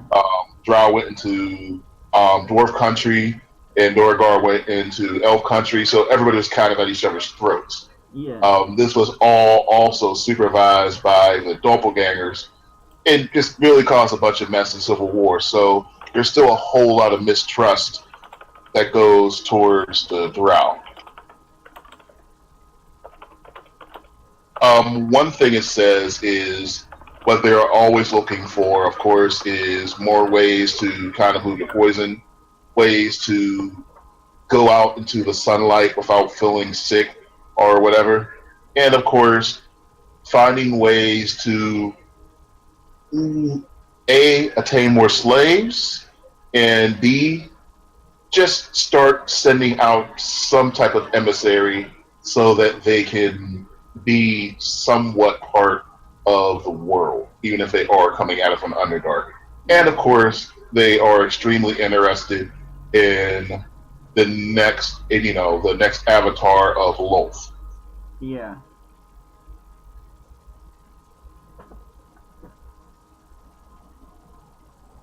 Apart from that, go ahead. Yeah, I am encouraged by the fact that they didn't fire on us. So it means that they're not unreasonable. You also see the troll and okay, I'm gonna need you to give me a con check to see whether or not you gulp. It's just a 7.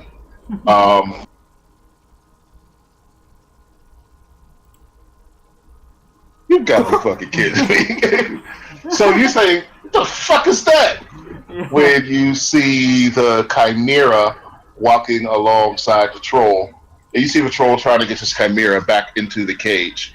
Let me show you the chimera then.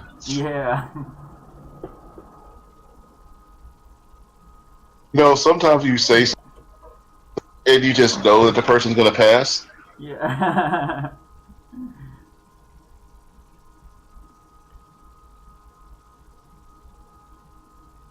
Anyway, that's a chimera. Wow. But it doesn't seem. But let's see whether or not the troll and the chimera notice you guys. Yeah. Wow, I can't believe that my microphone keeps catching me farting. That's really sad. Oh my god. Like, I think I could just get away with this stuff. Alright. We all do it. Yeah.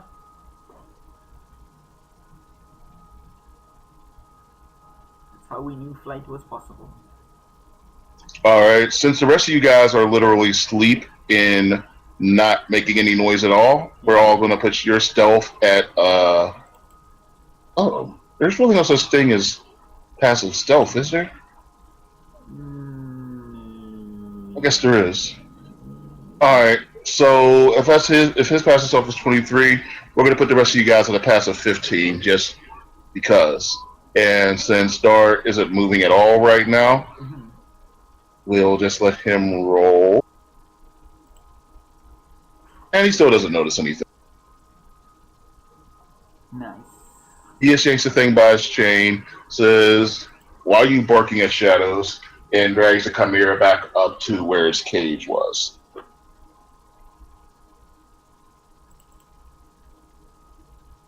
Excellent. With that part of excitement over, the rest of your shift goes without much problems. Phew, no incidents. Good. All right, Sunkarat, it is your shift. Yeah, I'm gonna go and just do wake up Zunk. So, Sunkarat, you wake up for your shift, and you notice that music box that had Quintosh's face coming out of it. You also notice, anyway, you see the music box that had Quintosh's face on it. Alright, so I stretch out, trip over X, and go look at the music box. All right, you pick it up, and you see a note fall out of the bottom of it. It has your name on it. Okay. Hold on.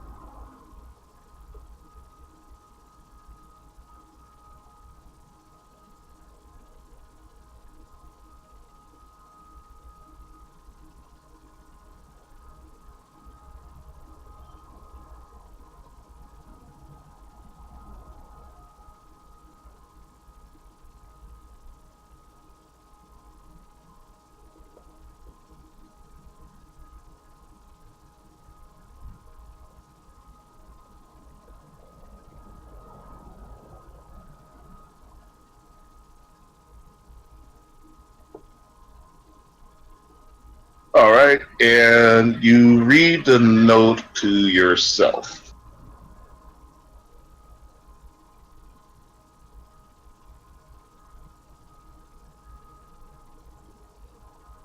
Yeah, I think Zunk is just gonna start chewing on that. Literally. Yeah, you got to hear crinkling paper. You just rip this thing. Honestly, you are debating about whether or not to eat it or to wipe your ass with it, but then you realize you don't have to go, you don't want to use the toilet that's in here, so you just eat the letter instead.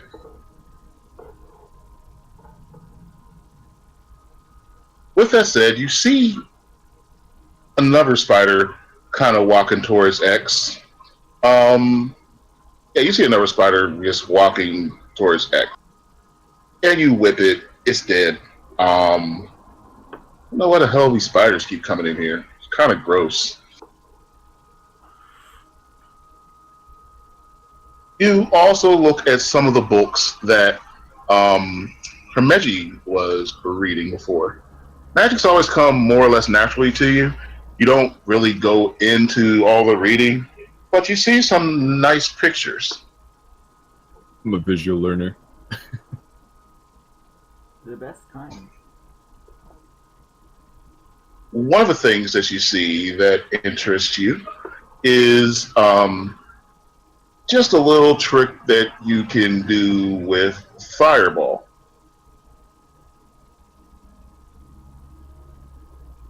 And you learn nothing. Not yet. But if you study this little trick that you think you might be able to do with Fireball, you may learn something important indeed. Fireball or firebolt? Ball. Hmm.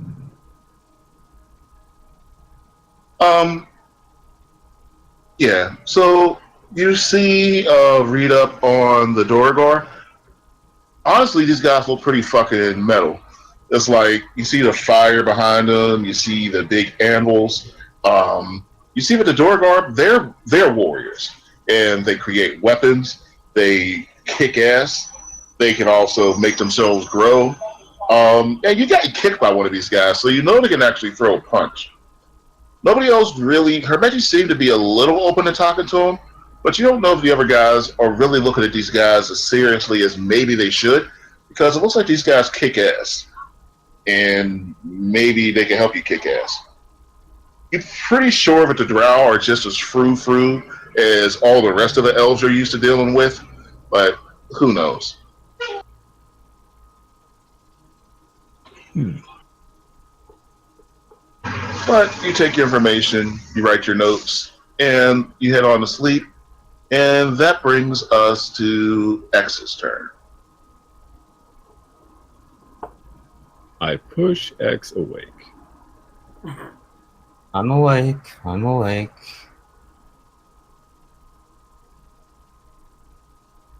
And then I take his spot, because it's warm.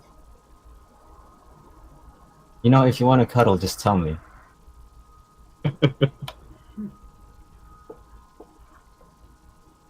Zunk doesn't cuddle, Zunk gores. All right, X, you wake up. I believe you got my message that I sent you earlier. All right, cool. Also, what you saw with your perception check, and you're looking through the information they have on the Drow. 50% of it is accurate. Another 50% of it is more or less bullshit. Maybe 25% bullshit and 25% misinterpretations.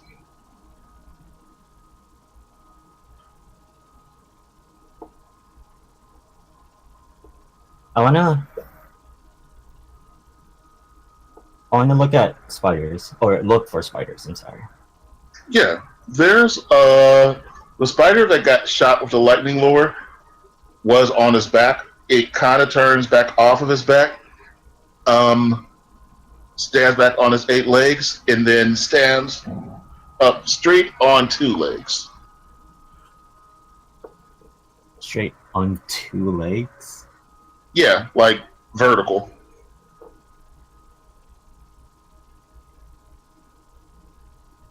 I'll sit down and reach my hand out. So I'm kind of asking it to come. Yes, like a dog. It whispers, "Just stick that, stick the cocoa." Or it whispers, the lady wishes to hear of your victorious return. A new champion has been named in your absence, but no one takes her seriously. They want to see the last champion fight again.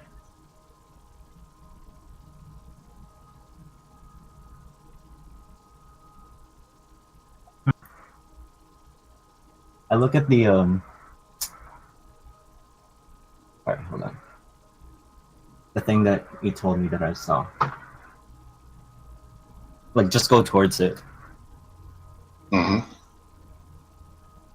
Do I see anything? Yeah, you see a symbol that you can kind of touch with your hand. When you touch it, it slides open, and you see a flight of stairs that go down into a miasma. And you recognize that on the other side of this miasma is the Undercity.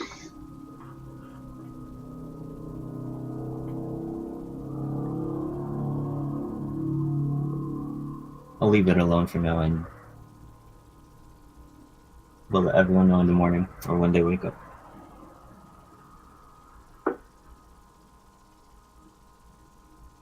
And Aspirius says,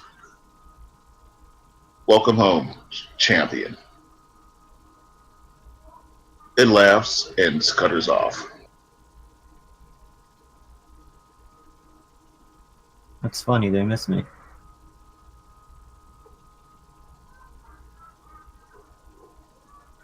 You sit back down and you have a you start to yeah, you're remembering the cheering crowds, you're remembering fanfare playing, and you're remembering what ended up being one of your last days in the Undercity.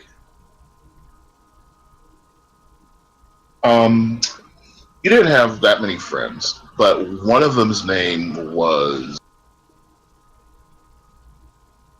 Kal. And you do remember seeing this.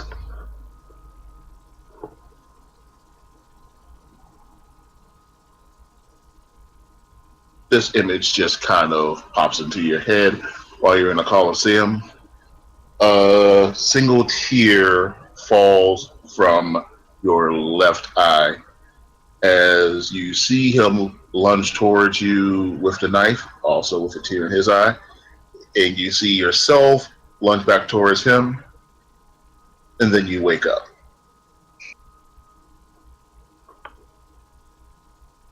I should say you wake up, you come back from your daydream.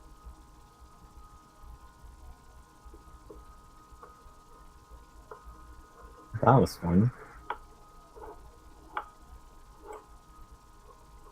At this point, you realize that some time has passed. No incidents did. You talked, and your shift passed pretty damn quickly, although it also feels like it took forever. But the others are starting to wake up now.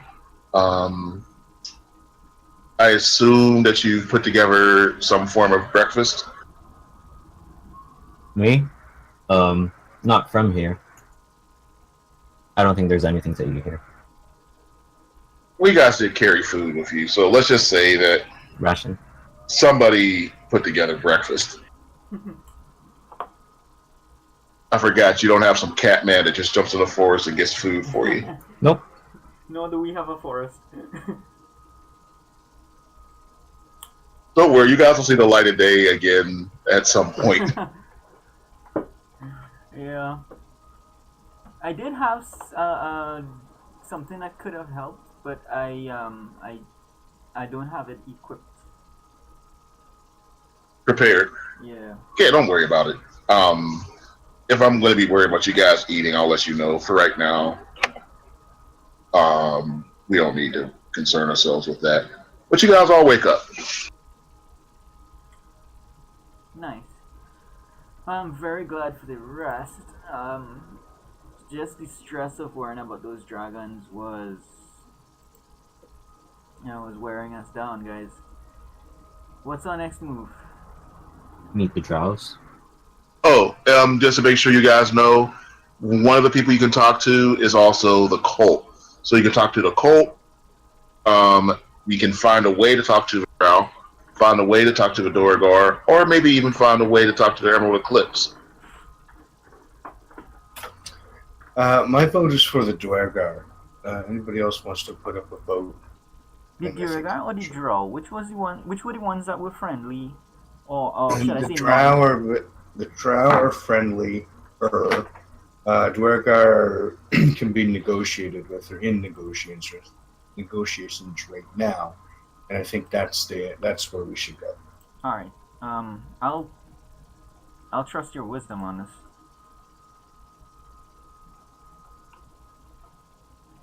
Anybody going to vote? I'd rather meet with the drow. As I take out the insignias that we took from like an earlier battle. Right.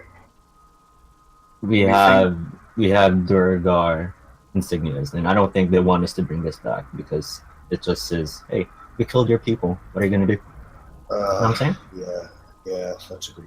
I do think of that. I still have Duragar in my hearts, though. But we'll see what Zunk says when he comes back. Otherwise, okay. Did I never say that I was back? Damn it. No. Do you want to throw a vote out or make a suggestion yourself? I would rather talk to the Durgar as warriors.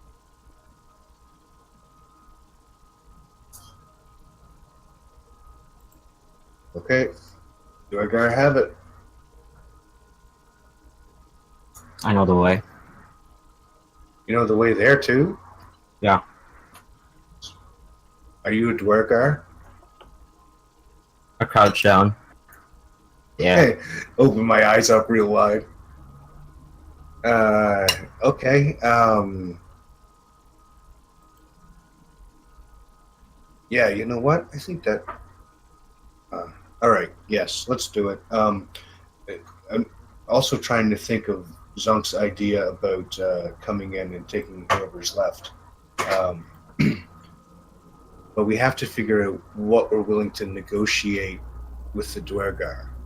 You know what I mean? What are we willing to give up, or what are we willing to sacrifice? What are we willing to give them? What is our ultimate goal in it? We clear the forge for them. They get second pick. All right, guys. Let's go into a quick 5-minute break, and we'll be right back. I gotta take a phone call. Yeah. Okay. So I mean, I don't like that. We have to figure out what we're willing to negotiate and stuff like that. If we can negotiate, what our power is, because we have to be able to outdeal this fucking greasy-looking guy in the suit.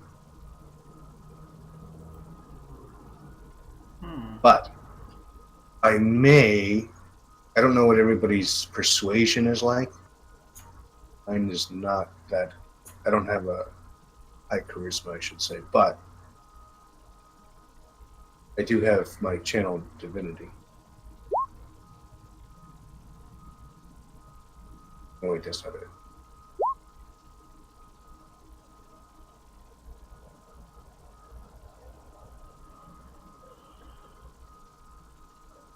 So, I mean, that might help us with the negotiating part. But I mean, I don't know. I kind of depends what we're dealing with. But what do we have any thoughts of what this guy, the goblin guy in the suit, is negotiating? Maybe we can come up with something before we head in.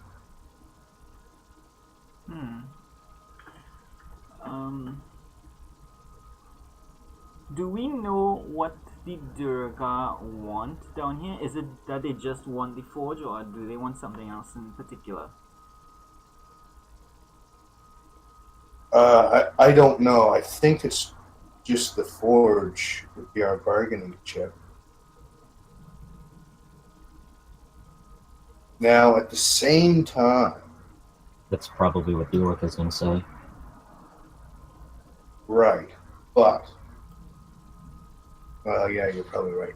But if we take out Quintash or something along those lines, we give the forge to the Dwergar and strike up a contract that the Dwergar supply us with weapons, like our army with weapons.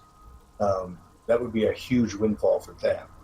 Sure, that fucking what's his name is probably doing the same thing, We just have to encourage him that we are the guys who are going to win.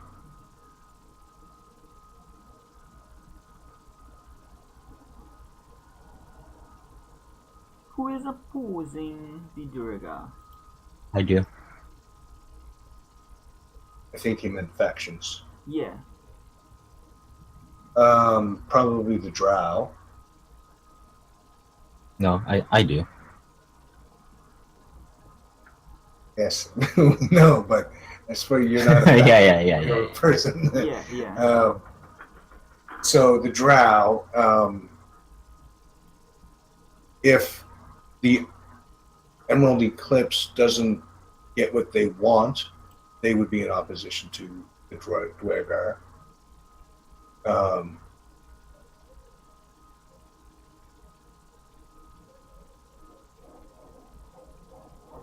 There's also the thing where they're known for taking places over and enslaving people, aren't they? Throw that in there. Yeah. Why are you so against the Dwergar, X? Well, nothing against them. It's just we saw Drows earlier, and you've been kicked in the balls by Durgar. We've been kicked in the balls by Durgar. So it's a good relationship in general with Drows so far. Yeah, it's true, but Drow don't have the expertise we need in this situation. They don't have any hand.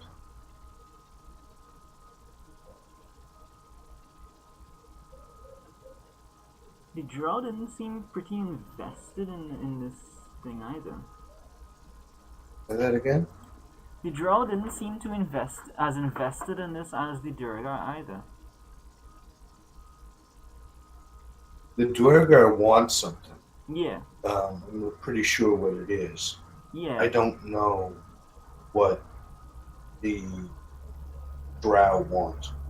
Yeah, And that's really what we have to find out. Yeah, that's what I meant. It would probably be easier to talk to the Durga because the Durga are motivated. So we could just guide that motivation, so to speak. I can tell you that it'll be easier for me to talk to Drows. Right. Can you talk to Dwergar? Undercommon, right? Do they all speak the same Undercommon, or is it Drow, I don't know. Dwergar? I don't know what Durgar speak. But you speak, you don't speak Drow, you speak Undercommon, right? Yeah. Well, I know Elvish and Undercommon. So Right. I guess I'll put that together.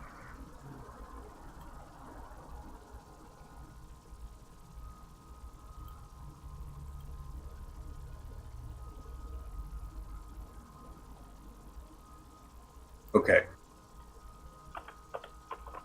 Here's my new spell that I just got when I remade my guy.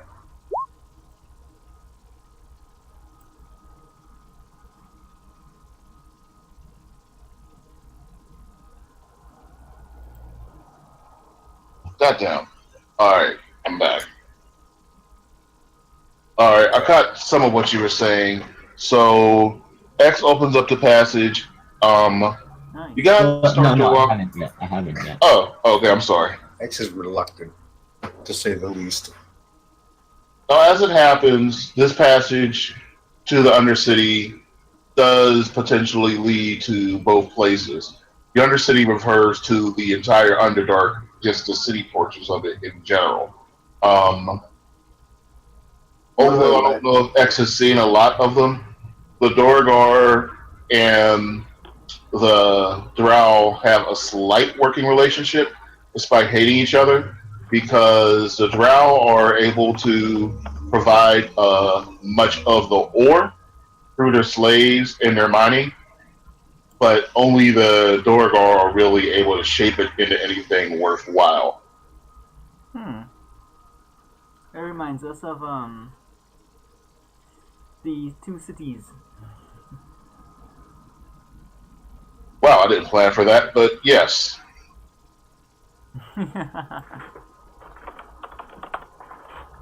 Awesome.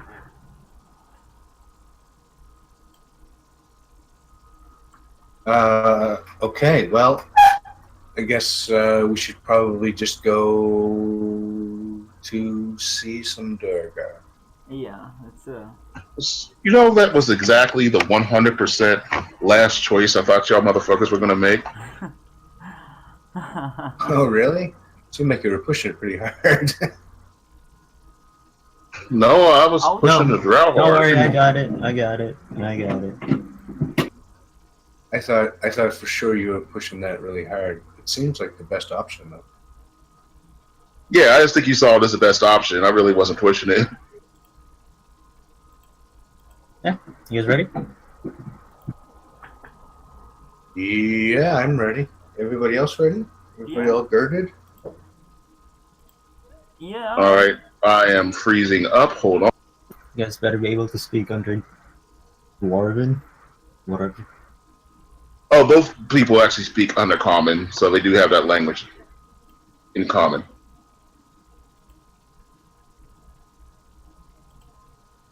And hey, X, let's try to get the mission completed. Let's try not to sink it right from the beginning. What are you trying to say? Well, I mean, you seem like a little fucking. No, let's do this. That's fine. I hope you guys can speak Underdark or whatever the fuck it is.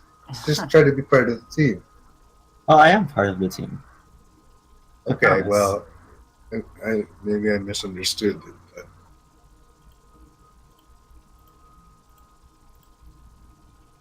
Okay, well, call Marduk,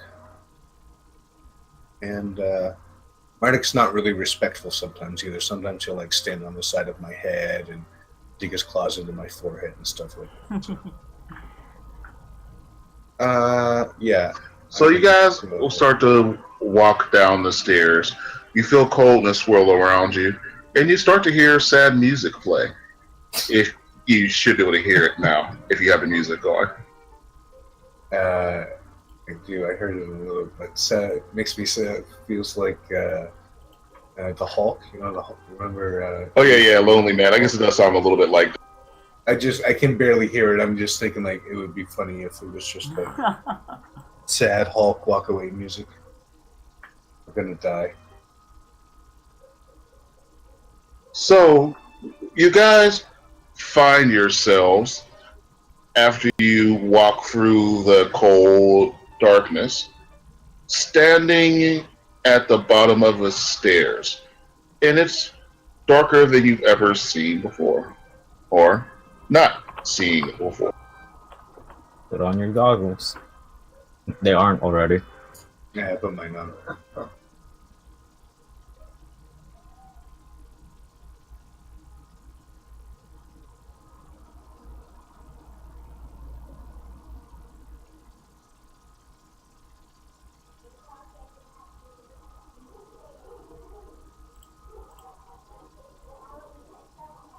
Still frozen.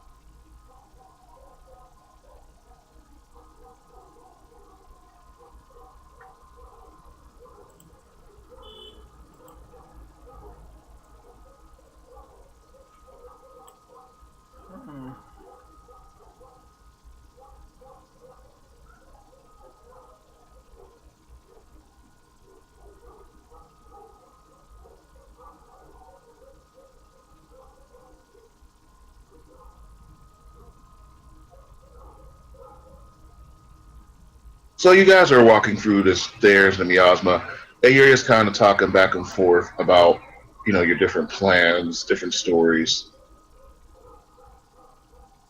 I'm killing time so I can get this map up. Oh yeah, we understand.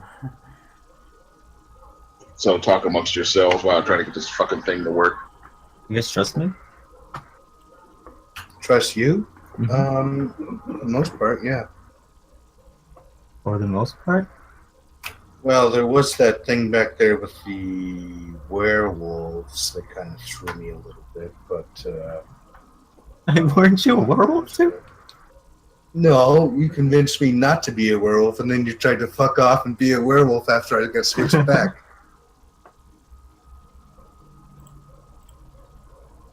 But other than that, yes. What about you two? I'm just standing next to Dar. Yeah, I'm just standing next to Zonk. Are you guys afraid right now? Just give a fucking thumbs up or something. I give him 2 thumbs up. Oh, you guys are scared? Scared, I mean, in a general sense, because we're at war and we're going into a land of unknown creatures that may kill us, yes. Scared because you're coming with us? No, not particularly. I feel better about it. I honestly think you should be. You don't think I should be? No, I think you should be. Oh, okay. Well, that's good. I mean, yeah, like I said, it's never really been an issue. This is uncharted territory, guys. No one's been here before. As far as I know. Well, I mean, we'll just do what we always do. Fucking by the seat of our pants and hope we do it. That's the name of my game. That's what I've been doing my whole life, so I don't see why we should change things now.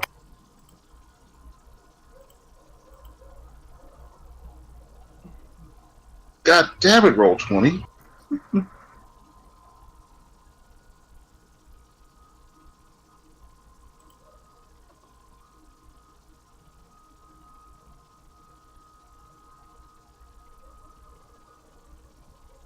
Yeah, I don't think this map's gonna work. We're gonna try. Yeah, give it an entire refresh, maybe.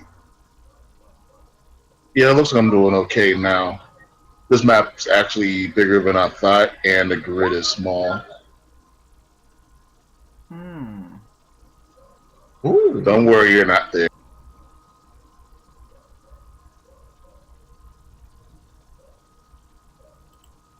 I'm actually doing some work on my sheet as well.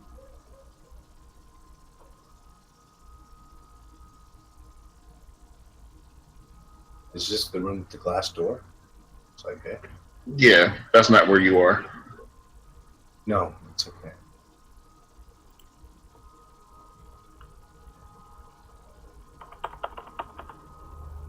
Come on, baby.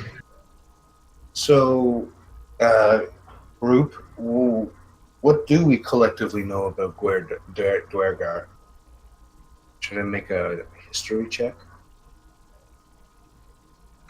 You don't really need to. They're grumpy, they're grouchy, they were partially responsible for the last civil war. And they usually enslave anybody that shows up and talks to them. Are there other dwarves down here, or just Dwergar? If there are other dwarves down here, they are slaved and have had their tongues burned out. Okay, so this is an under creature thing. This is Are we still? We're still walking, right? Yes. Okay, I'm gonna stop. And say, are we really gonna make a deal with the Duragar? Because we do have our own dwarves, and we're able to make weapons for us, right? Because I just think if we get to the supplier of the weapons material, which is the Drow, our own dwarves can work on it, right? Here's another thought. Is if we wait for Quintash to come, fight the dragons, and then take whatever's left over, we can let the army deal with the Dwergar, or their own dwarves, or the fucking Drow, or whatever. We don't need to get involved in all this stuff. I mean, we could, but I think the original plan that Zunk had was a good one, is to just wait and clean up the survivors. That's always the best plan, right? Getting involved in other things just complicates things and gives chances for mishaps. If our goal is the forge, then this is going around that goal. You know what I mean? This is not the goal. So you're So saying essentially, head back. so essentially, what you guys are looking for is some way to thin the numbers in that room, Yeah. and you know that right now. You know that for sure the Doral need the Dorgar to start making weapons like they used to, and they can't do that while those dragons are there. The Dorgar, of course, also need to start making weapons, but and you don't know anything about this yet, so I'm not telling you. Um, the the cult, which is upstairs, which actually brings up some of the weapons that were still being made, also has had production stop with the dragons being released. So basically, nobody's doing any good. We already had the one grandchild, and he kind of made that frozen room, and that's kind of her production. But they were still able to get around it by, wait until he went to sleep. But since the other clones of him were released, now things have just kind of gotten really bad. And there were a few clones released before you guys even pushed the button. So, there were a couple of little wormlings here and there, and it just it was really difficult. In fact, it started to cool the forge. So, most of the parties are interested in getting rid of the dragons.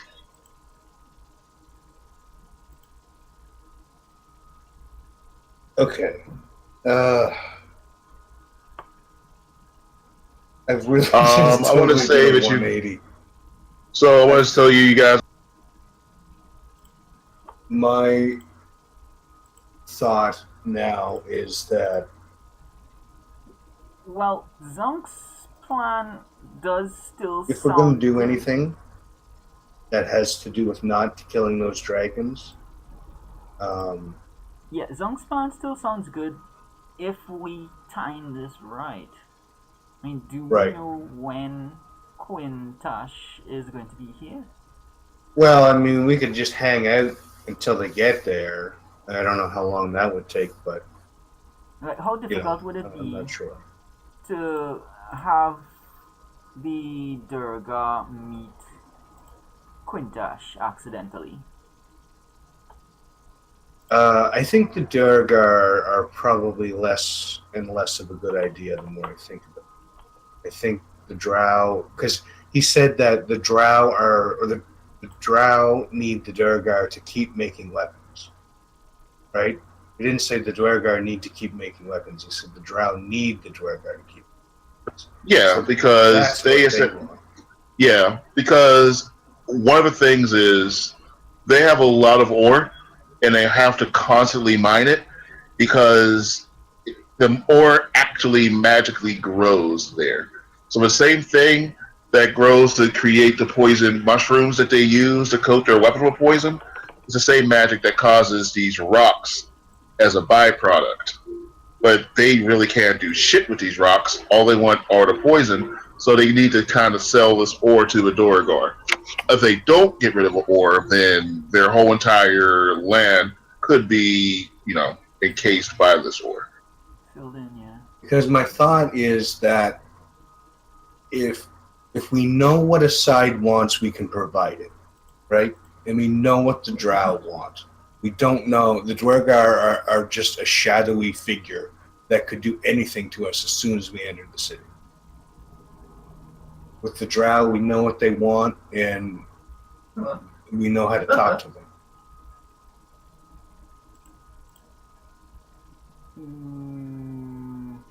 No, we're halfway to the fucking dwarf place now, but new information. So you guys walk into the hallway. It's not even a hallway. You guys end up right here.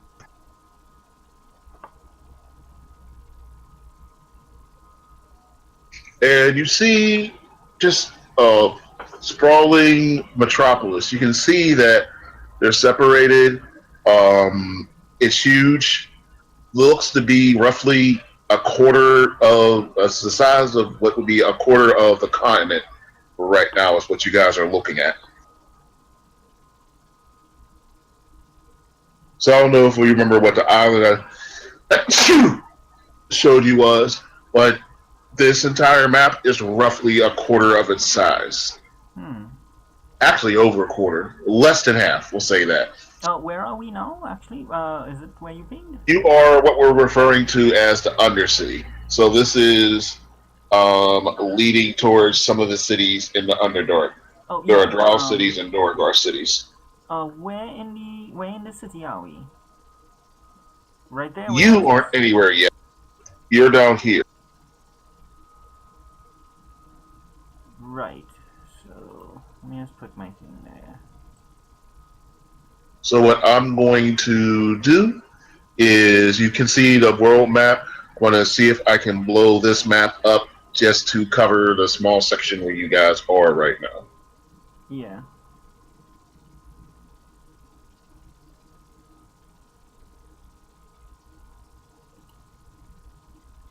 So, is everyone still set on Daragar? With the new information that we've received?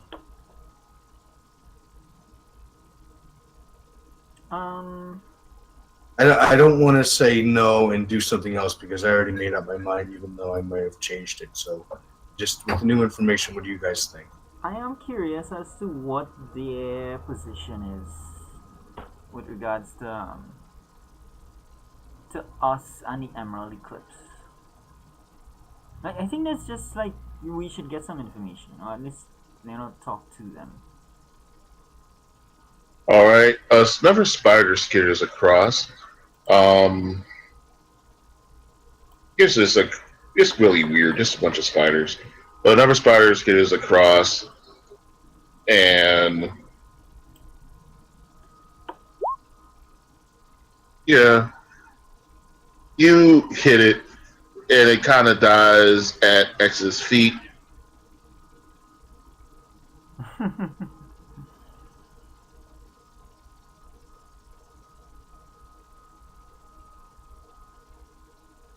You don't like making friends, do you?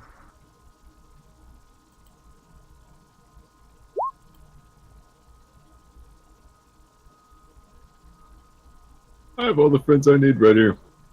I don't like making cunts. Every time I think of Zunk, I think of Who was it? Pegro Sandane What from was it that killed the Marduk? Hound. Nothing killed Marduk. Marduk's invincible. Oh, yeah, there's something that came up out of the ground or something, right? Yeah. Yeah, one of those lobster things make good beer. Yeah, so we do have to be careful around insects.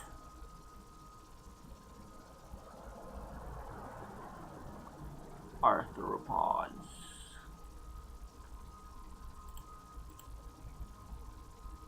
I keep getting a worse and worse feeling about the Duragar. Oh, we are done. We are far from home. I mean, you are right to get a worse feeling from everything. I mean, you draw on guaranteed. All right, so just to give you an idea of about how big it is, I'll try to blow it up one more time. It's not too late to change your mind. I don't think we're like we're not guaranteed to have it easier one way or the other. You know, it's going to be difficult either way. I can tell you, trust me on this, I can reason with the drow. You don't know that. I mean, we I do haven't know that. had interactions with them. If I'm officially gonna put my trust in X. If he thinks that he can talk to the drow, then I think that's the way we should go. But that's only one vote. We're now died. I think as We part don't of have our it- we mission, don't- we do have to. At some point, we're going to have to look into everyone. The drow, the Durga. We are of course focusing on the Emerald Eclipse primarily.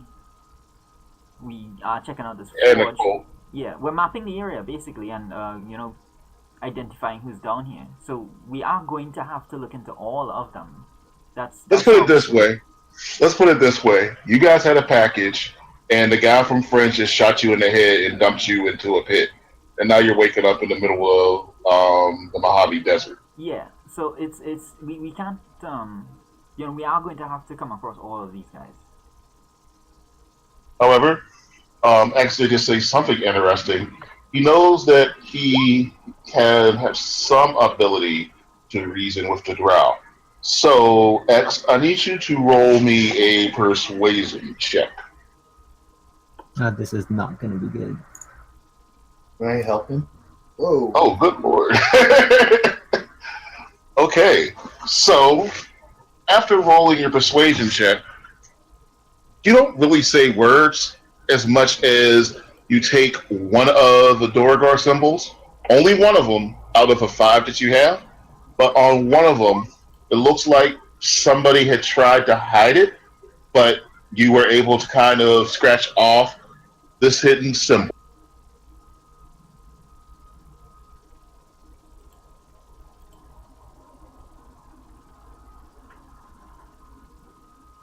And you show that to everyone. Well, does this mean anything to you guys? Because it does mean something to me. Well, I feel like I should have. Oh yeah, you don't even have to I feel like I explain should this have. one. Yeah, I feel like I should have revealed this earlier, but like, dramatic effect and shit. Yeah, we'll just say that now's the first time when you. We'll just say this.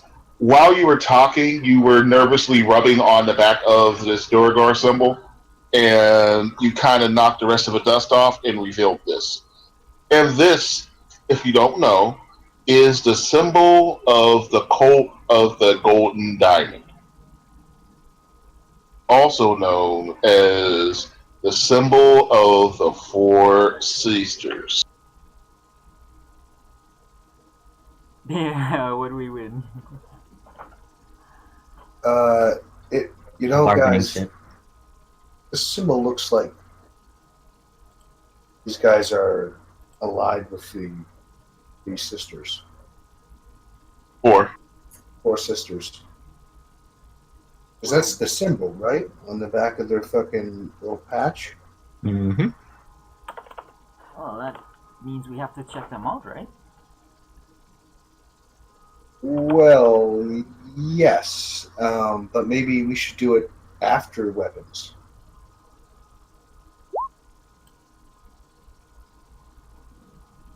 Like maybe this is something that needs to happen on our next adventure. Our next adventure. Well, after our next mission, I should say, because let's not forget that the goal is the forge, right? It's not to talk to people. That comes after. We have to keep focused on What I don't want to do is I don't want to clear a path for all of these guys. So that's why I want to kind of know what the climate is down here before we do that. So That means talking to people first. yeah. Okay. Yeah, so long story short, what you're asking me is to give you an opportunity to hear from different people Yeah. before you dedicate yourself to someone. Yeah. Because you feel like there's a very good chance that whoever you help out is an asshole. Yeah. So I mean, I'm not. Okay, so OOC as a DM, you will have opportunities to talk to people. I'm not going to fuck you over by locking you into a faction until you guys are ready to lock into a faction. Now. So I mean, people will give you missions, people will give you stuff to do, but I'm not going to say it's not like you're going to have a. I'm not going to start making you wear drow colors and start throwing up drow gang symbols as soon as you roll into a Duragar city. No, but my concern is that we're going to get here to the Duragar. We're not going to know anybody. We're going to be a dragonborn in a minotaur in a fucking dwarven city, and expect us not to get jacked or fucking thrown in jail or something. Well, that can happen with anyone. I mean, that can happen with the Emerald Eclipse. That can happen with the Drow. That can happen with the It can Durgar. happen with the drow, but we have somebody with an inside link with the drow. What kind of link? Doesn't matter. It's better than we've got fucking now. You know what I mean? Like we've got a contact. If you really at want to least. know, I can tell you. Yeah, I want to know because Well- I want to know how much confidence to put into this. Yeah, it would make sense. Dar's been wanting to know about X's story for some time now, and now's a good time to tell it. Zone? You just move. God damn it. Alright, well. I pull on my, my shirt, I guess, like my armor, and show them my tattoo on my left shoulder blade. All right, so X pulls down the shoulder, and you guys see a brand, a scar. Oddly enough, it still looks a little red, but it's not fresh. It's been here for a while, but it looks like on occasion it still irritates him. It still burns red. There's not much to explain to that, or much to understand why. But it looks exactly like what you saw on the floor before.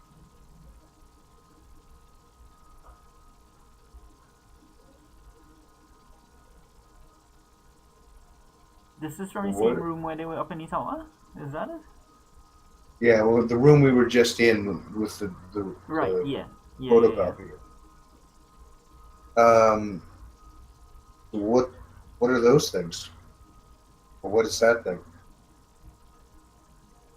Oh, I thought it would explain itself. I was kind of... I lived here before. I thought... Well, I told Ermeji that, but I used to live Yeah, here. but what's the significance of that too?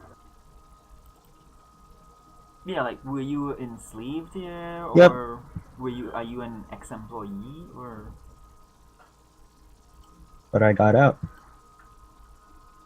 So, how can you deal with that? What's your If- standing with the drow now? I got out... They let me out. I didn't escape. They let me go.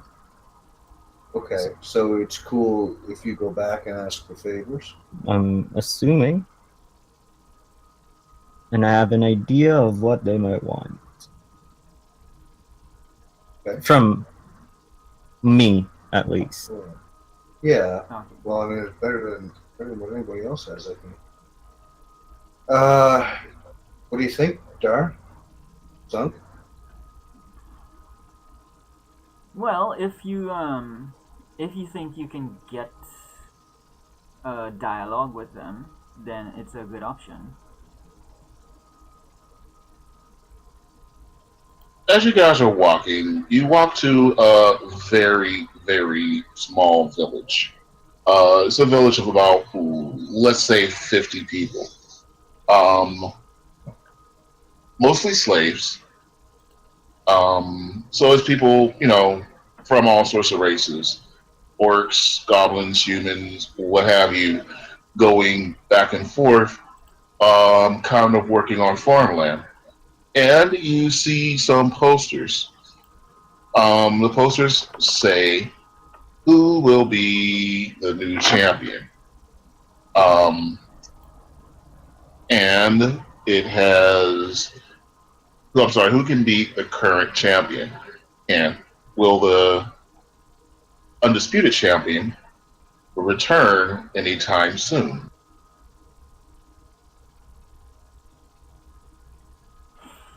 Well, they certainly like their competitions, it seems. You can say that again. Especially In a village of 50, this is what it's going to be. So it's like a wrestling match for traveling carnival sort of thing. No. It says, "See you soon at the arena." The arena is not here. Okay. Especially in Is- such a tense time. Is it like a group thing? Like, can we all fight against one person or whatever? Or is Nope. it like I have to fight against another person? It's 1 against 1. How do you know that all of a sudden? Because I won. You used to do this shit? That's how I got out. Okay. Well, that's impressive to say the least. So what are you doing in the army now? They found me. The army did? Yeah. I was in the middle of a battlefield, funnily enough. Like, literally in the middle. Well, everything you say demands more and more answers. It's crazier than the last thing you say. So I'd you're agree. gonna have to expand a little bit. Okay. I want to say about what would be 5 years, 6 years ago. I want to say, is when I started doing that whole fighting thing, that whole arena thing. Only 5 years ago, and you won and got out? Well, to be fair, you kind of fight almost every day. Well, I guess that's true. That is a long time. So how do you feel about going back anyway? I mean, I guess we're already here, but That's the thing. They want me back. oh, they want you back. Do they want you to come back, or will they try to take you back? Just come back. Probably because I mean, like, if we walk into their village or whatever, will they try to take you by force from us? no, more like they'll mob over us. Ask for autographs? No, I'm kidding. That would be fantastic, actually. they're A just- flyer lands between the two of you, and what I said before is like, new champ, new chump. Huh. Oh, so it's propaganda. And this is a drow thing. This is not a Dwargar thing. Yes. Correct. Okay. Oh, and by the way, I wasn't really gonna take you to the Duragar in the first place. Just couldn't take us to the drow anyway. I was. X, you recognize, you don't recognize the big hulking owlbear, but you do recognize Mindy. Mindy? Yep. It would appear that Mindy is the current champion.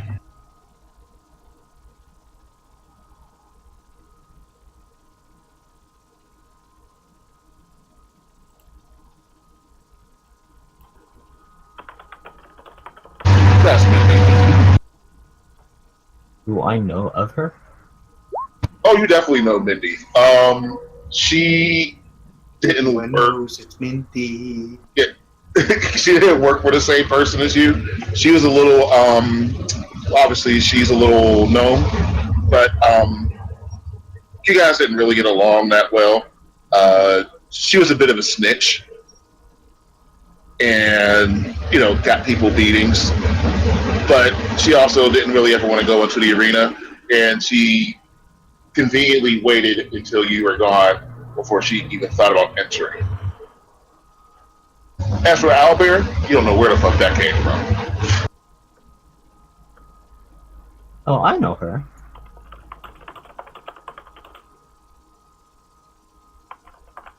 The owl bear? Yep, the owlbear. No, How can you tell it's a her? Oh, I guess the last time I saw her, she was a kid. oh.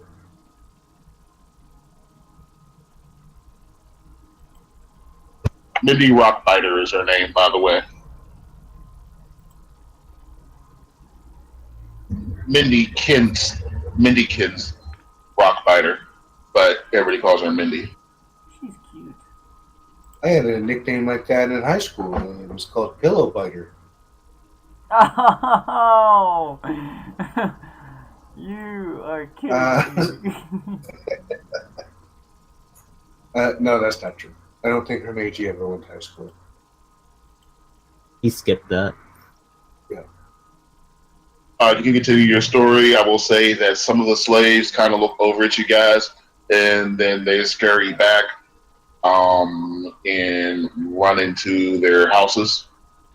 I'm gonna just go over and summon a whole shitload of meat and food and whatever, and it's gonna glow and sit there for an hour and then disappear. If they can Yep. eat it, they'll be full for an hour, and then fucking that's good. If they don't, fine, they'll disappear in that hour. You probably shouldn't do that. Oh, why not? You want to become one of them? No. You get enslaved for giving people food now? That's gonna disappear in an hour? It's really more of a torture than anything else. Hermeji, I need I to. call it Hermeji, I need you to roll for dick move. I call it Chinese food. Now I need you to roll for dick move and racism. I mean, if that's how they interpret it, great. well, but look, man, it's I'm quite just the trying to- opposite. Yeah, you're probably right. You're probably right. I don't like it, but it's probably I'll take your lead.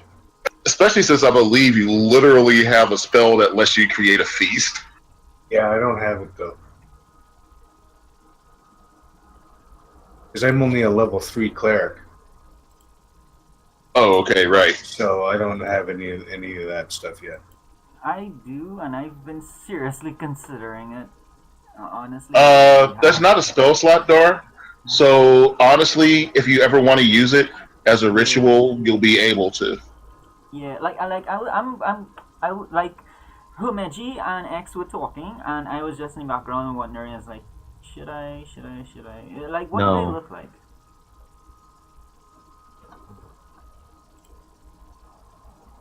I mean, have they been eating at all? They eat. Yeah, they have rags on, but since they're literally being asked to mine, they are fed enough to keep them strong. They're not clean. The food's not delicious. It's like, it's like they can have all the lambus bread they can eat. So they're full and they're energized, but it tastes like cardboard flavored shit. Oh. Oh, Well, I'm sorry, shit flavored cardboard. yeah. Yeah, well, Dar's still not gonna say anything. He's not gonna, like, mention this spell. He's just gonna be, like, keeping it to himself. But, you know, he'll be mulling that over in his mind. Like, walking past this is gonna be really hard for him. Speaking of walking past it, when the slaves enter, you see a few kind of middle-aged, out of shape drow kind of stumble out of these buildings. Like I said, it's a small village. It looks like it's kind of just a quick stop, quick store, maybe a couple of hotels or whatever, for lack of a better term, a couple of inns. Excuse me. And they are all advertising for the next gladiatorial matches. There's a bookkeeping house, an inn, and a couple other things, just for people to get alcohol and whatever. Yes, it is the same alcohol made with the cave crawler dudes. That's the one that gives me being able to talk to Marta. That's what you think. You could just talk to Marduk because you got fucking problems. But yes, that's the one that has you broken off talking to Marduk.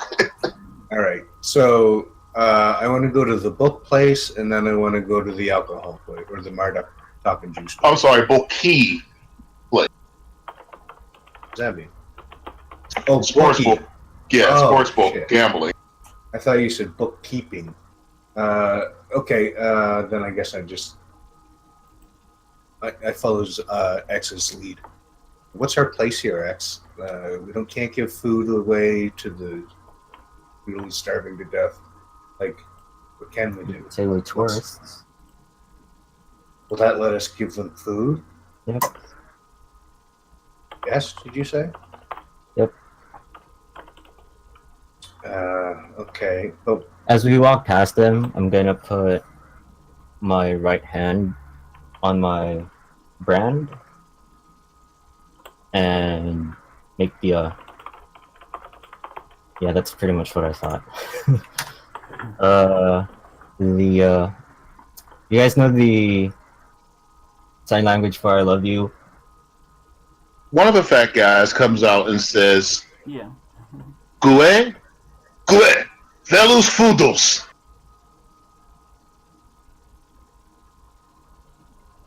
is he talking to us? He is. I look at X questioningly.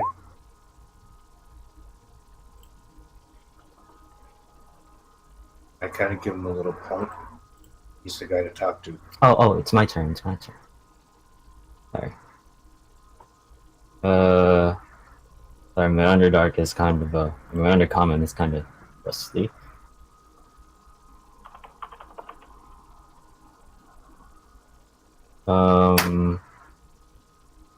I just say my name. Exxon.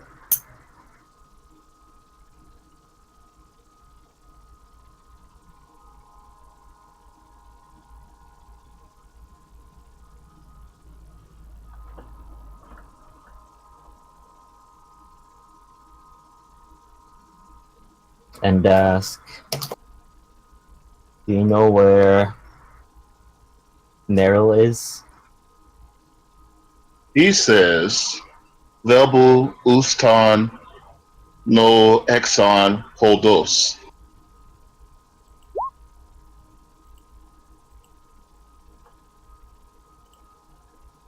All you really understand is what I don't something for you.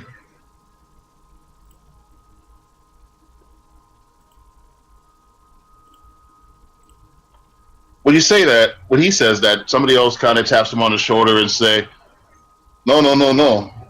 Exxon. Champion.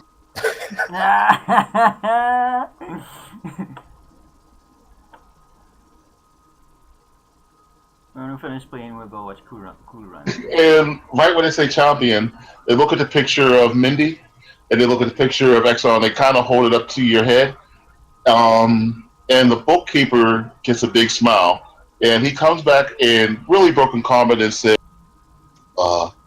yes, welcome. Oh, you champion. No, I'm not.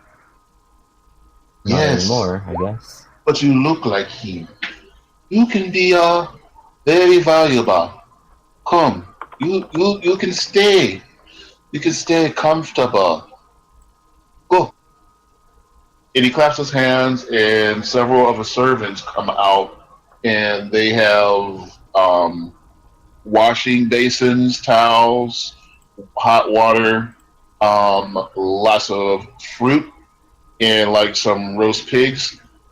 And they're setting up a banquet, like right in the courtyard in the middle of the village. So it's like, tents, like it's for whatever reason, it's like they're setting out an outside barbecue and completely pretending that they're not under the fucking ground.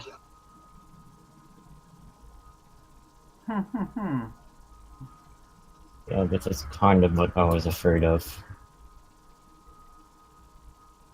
So this guy's looking at you, and basically his irises have turned into dollar signs. Can I just as this is starting, I want to step in front of X and pull Zunk and Dar in beside me as like bodyguards, so that if he's going to be a star, we're going to be the ones separating the crowd from him, sort of a thing. Yeah. Okay, so I have to ask, which one of you is Turtle? Which one of you is Drama? and which one of you is My idea is that this will give us a little bit of ability to get through stuff, and he won't get swarmed, and we will actually have a purpose. So you're E. Got it. Like we have a purpose. I guess I should say Dar and Zunk do it because I'm just a little scrawny guy. And Yeah, you're like I said, you're E. Oh. Got it. Yeah, that's it. I'm the little scrappy guy. And I guess this means that when you get drunk, you think that Marduk is Ari. Okay. Yes.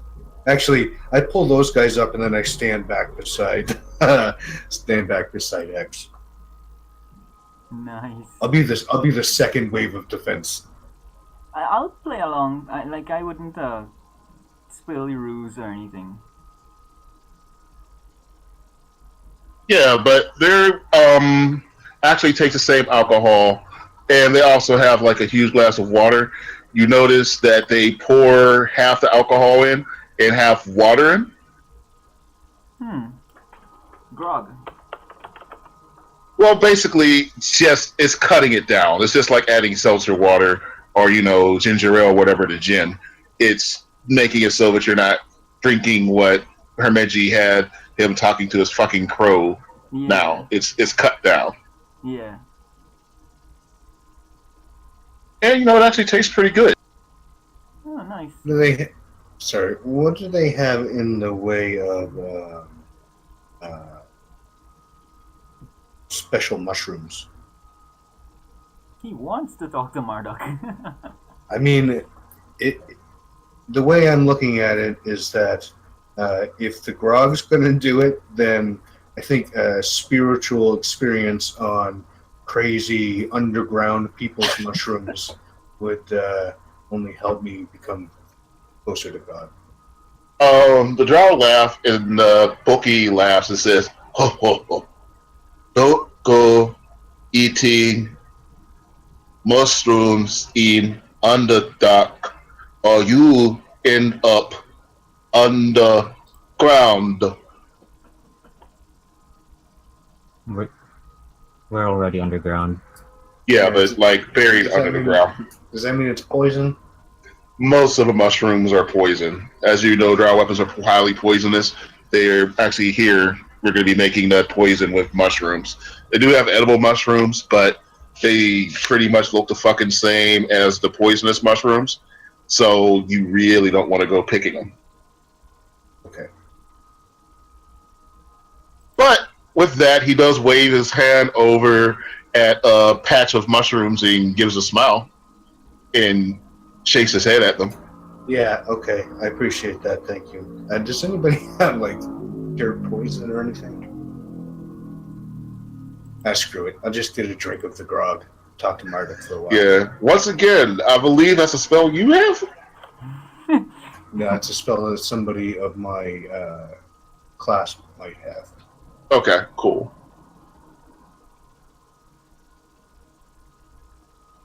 But I don't think I'm that guy. Don't worry, I'm going to quit mentioning cleric spells soon. Well, it's just, I have a lot of cleric spells, but only up until level 2. Yeah, ain't nothing wrong with that. It happens. English words.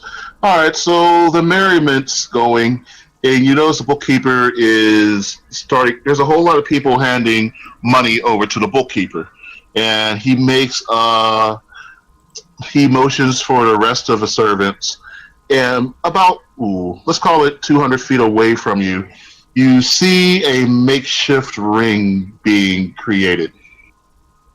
Ooh.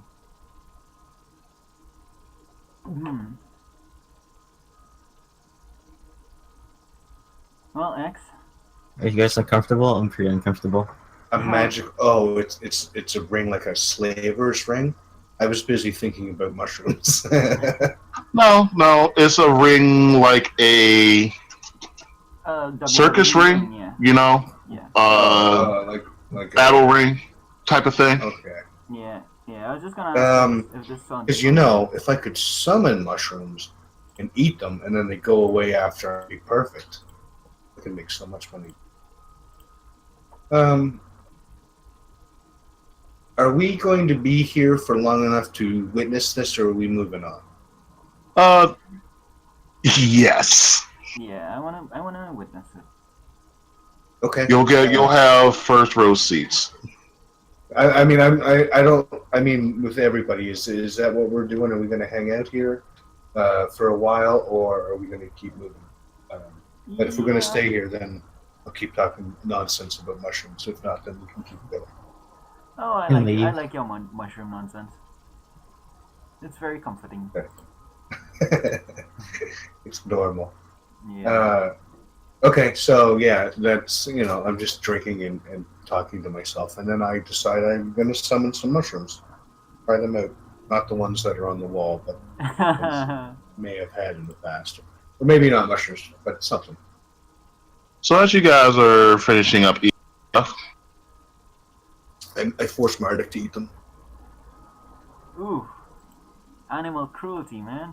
He actually starts talking. Yeah, no fucking way is that animal cruelty. Grows legs and talks to me. Becomes Anubis. all right. So, you see the ring, and the servants go and they make a little symbol in the ring, and the symbol starts to glow.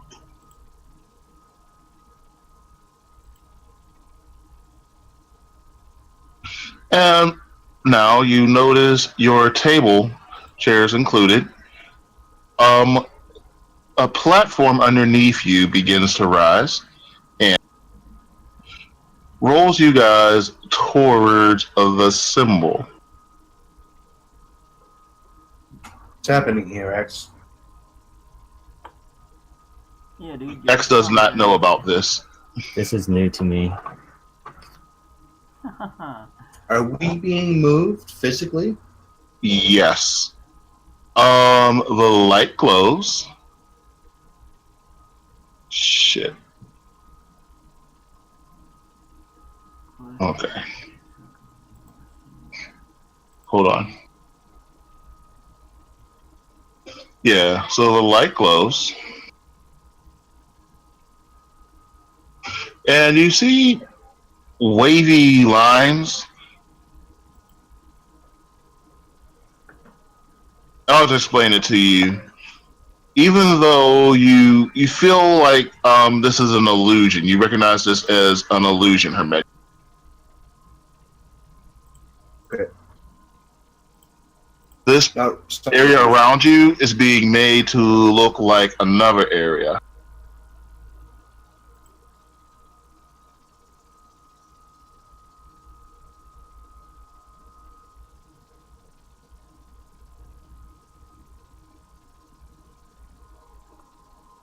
X, as the light starts to fade, you do recognize where you are.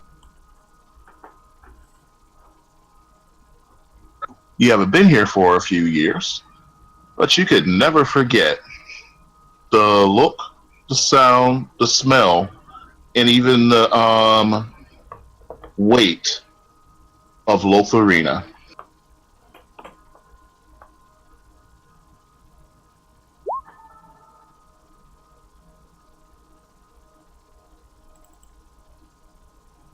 All right, you guys can all see it.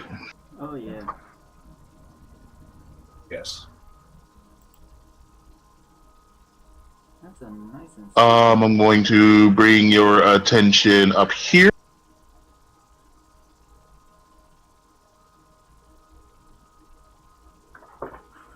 Ooh, I see. Hey, I know These are that some- guy.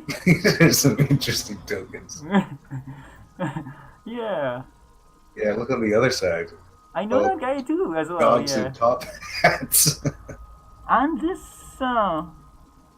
Keep going over. sexy lady. Hang on, let me zoom in. There's 6 dogs with top hats and cigars. Oh, there's 7.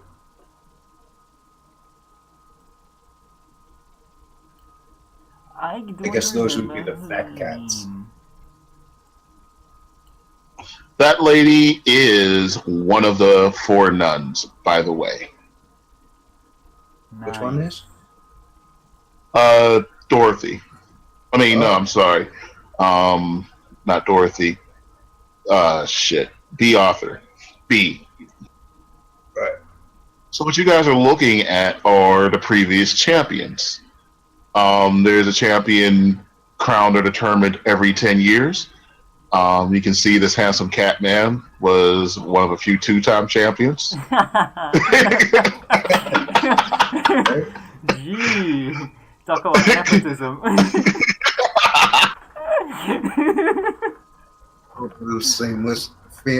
Shameless self-promotion. Hey, I had to do it. I just said this because like if I literally put him in as a two-time champion, people would be like, "What the?" Why? I was debating whether I should do it with him or Randlord. Yeah. So, But since I can't pay the price with Randlord anymore, I could actually have to eat my words with Crimson, so I thought that would be funnier. Yeah. so is that Conan beside him? That's a guy from a one-shot I played with X. He was an asshole barbarian. I thought I killed you. Oh no, I killed. No, that was the other I killed Ben. Yeah. Too soon though. He killed you way too soon. Yeah. The rest of them I don't know. This is Mindy. Yeah. And right next to Mindy, those champions have yet to be determined, so they're just been put in with a placeholder. But that dog, when we played a Cthulhu game, that was Darren's token. Oh yeah. Oh, okay. So anyway, yes, you can see 50 years ago, which coincides with when she was over here fighting the witches, she had become the champion here in Underdark. So next time you see her, you know you can talk to her about her adventures in the Underdark and how she became champion. With that said, you boys find yourselves in the center of the ring. So why don't we all drag ourselves on top of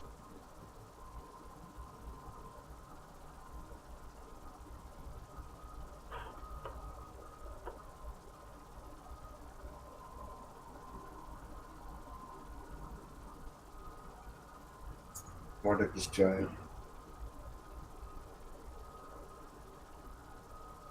We're going to ignore these people because that's another story for another time. The rest of you guys bring your tokens on top of the big white spider in the symbol in the center.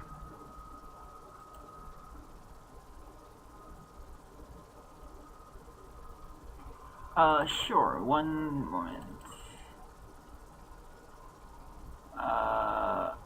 We come into the center?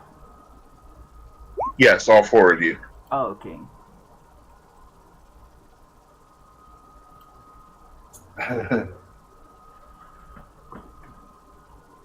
All right. So the bookie says he's taking bets now. Betting is closing. He wants to know if a champion in his entourage can beat the local town's champion. And the fight's about to begin now. Ooh.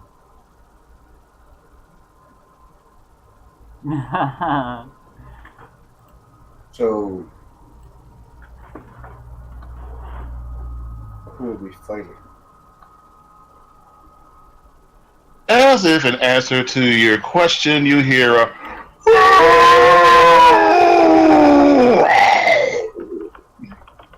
Not that goat thing, is it? Nope. Instead, it is something you've seen before, though.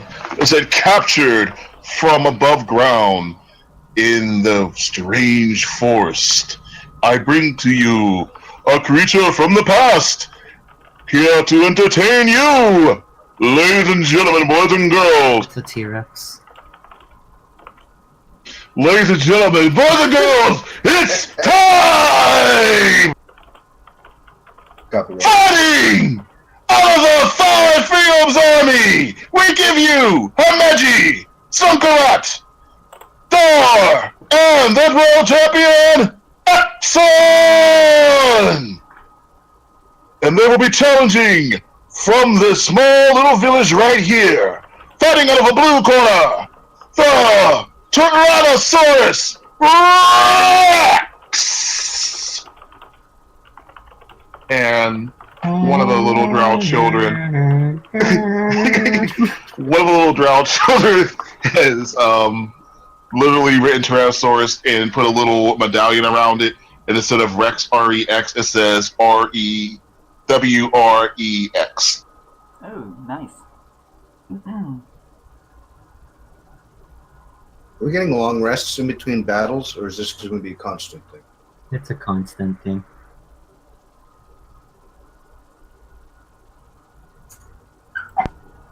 If you survive the day, then you get your long rest. I will let you guys go ahead and pull yourselves up from underneath of Tyrannosaurus's butt. Can you make Marduk a little smaller for me, please?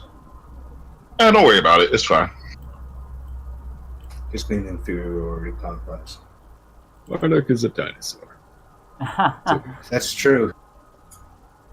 Imagine, Yeah, Monarch's in all of his blackness, and he's just feeling himself, so he's a little bigger now. imagine I'm going you to, have seen another dinosaur. I'm going to cast Enlarge on Marduk, and we're just going to make the T-Rex and Marduk fight. So, Marduk is the size of a dinosaur. It'll work. That would be Go ahead and roll initiative, guys. Roll better than that. I rolled better.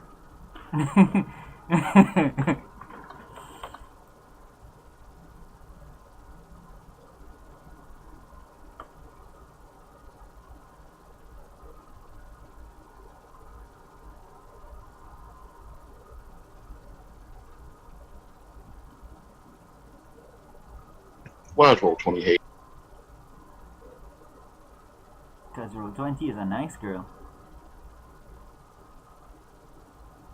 You're right, Dor. I believe in her. I'm going to treat her right. Yeah. That's why every 4 weeks or something she screws up on us. All right. While you guys are getting ready to fight, you see the bookie man. He nods, and one of the slaves kind of runs away as fast as they possibly can.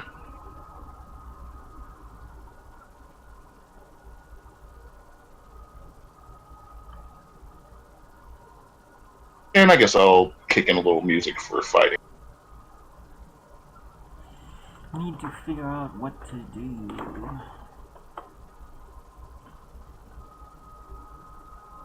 If this is only the first fight of the night, then I'm planning on going low.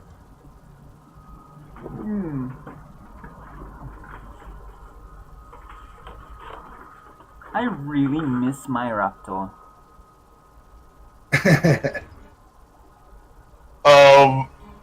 Let's see. X belches.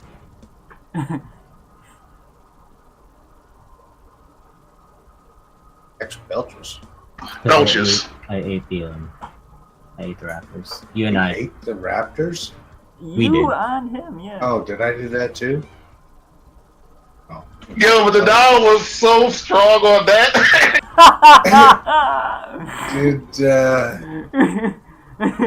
I didn't eat my horse, did I? Yes, you did. Crap. Yes, you I like that did. You ate and you crapped. Yeah, that's true.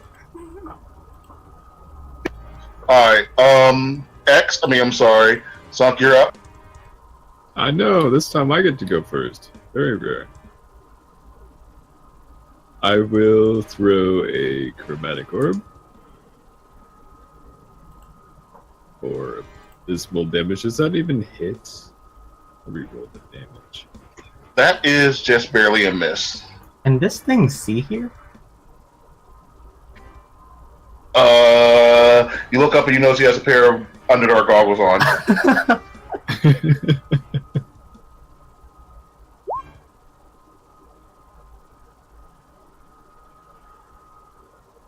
Alright, and you throw a firebolt. That is a hit.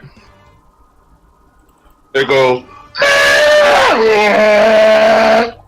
as you hit it. Jesus. and it gives you a little sneer. Hermeji, it is your turn. Or is that your turn? Yes. All right.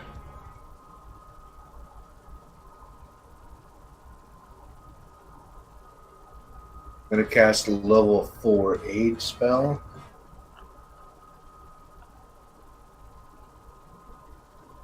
All right, so that's all for you guys. All right, beautiful. I think it's 20. Yeah, I don't think you changed that at all. Spell bonus with a toss and resolve. Choose up to 3 creatures. Each triggers to maximum hit points. The current hit point by 5 for the duration. Oh, yeah. 5, 10. Yeah. Yeah, 15, you're right. All right, Wait, beautiful. was it 4th? Did I say 4th? You Yeah, no, did. it's 20. Okay. Is that your turn? I think I'm going to move too. Okay. I'm just going to move over here. Or actually, other side. And that is my turn. All right, X, your turn. So you the 3 get 15 hit points. 15? 15, yeah. Oh, thank you. Oh, wait. Jesus Christ. No, it's 20, right? It's 5 and Yeah, then it's 20. You another get 20 5 extra hit each points. spell. God damn it. 20, yes. Everybody gets 20. Okay.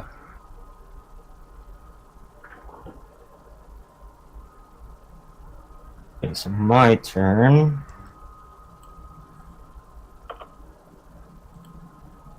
Okay, I'll back up.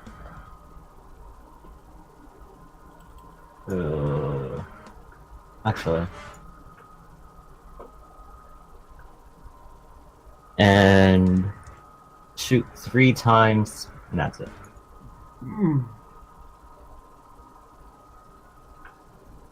All right, Dar, are you standing where you're standing? Yeah. Okay, He's not so right you do next get. to him. Huh? That's the spider right there. That's a lie. Oh, no, there's no spider. No, that's not a spider. That's just the symbol on the ground, X. Yeah, I The know. only thing you're fighting is the T-Rex. Tyrannosaurus. Yeah. The T-Rex is big enough. That's actually going to be 5 feet for Dar. So you do get your sneak attack. I don't see it though. Okay.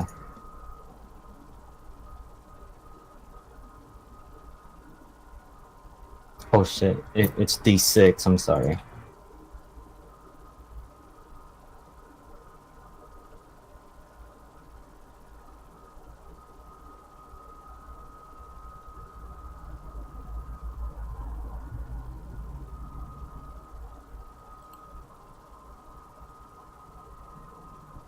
So what's that? 58.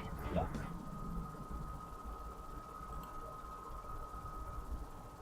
You have the potential to make fights boring, X. Yes. Only for the first turn, though. Alright, so the dinosaur rocks up. Everybody's kind of far away from. And he sees another lizard dude really just looking at him like he's tough shit, like, yeah, I ain't running away from you today. Yeah. So he runs up to him, or slowly walks up to him, swings his little T-Rex arms, but they don't go anywhere. So instead, he's going to take 2 attacks on you to try to bite you and whip you with his tail. Oh, the tail hits. He got 20 on a fail down. Oh, okay. Thank you, Home Reggie. Welcome. That's all of the extra HP gone. Yeah. And that's his turn. It's your turn. Show him what for. That would have been the plan, honestly. But I think You were at full, by the way, you were at full health, so I believe you said you're at 90 something now. yeah, I'm at 94. 95, is it? Actually, if you were at 95, then that means you were at 110. Yeah, 110. Okay, so you're still doing good. Yeah, I'm untouched, basically. I am going to bane him, I think, is what I really... That was my original plan. The only difference is now that I can't, now that I'm engaged with him, I can't move, but we'll see. I mean, you can get lucky. Yeah.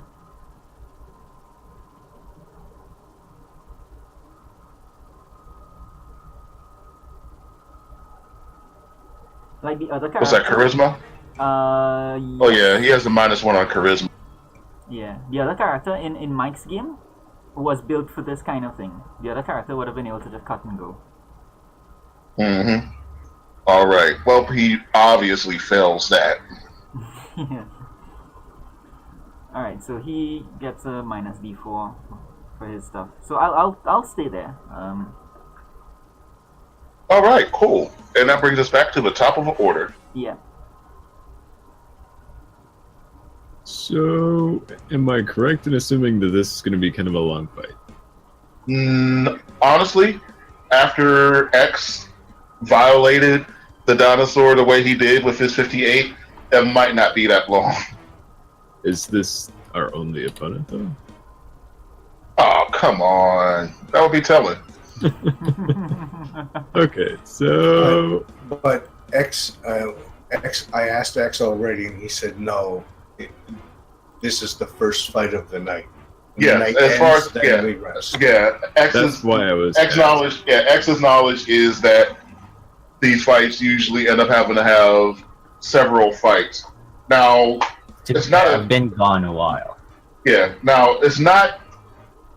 It's close to a short rest in between, but that's really depending on how many other challengers there are. Yeah. So if you have a bunch of other challengers, you can squeeze in a short rest. If you don't, then you gotta do what you gotta do. All right. So what are you gonna do then, Zonk? I will tell you, he is bloody. Well, I'm nowhere near X, so I can't do what I want to. I will just... probably double up again. I'll throw another chromatic.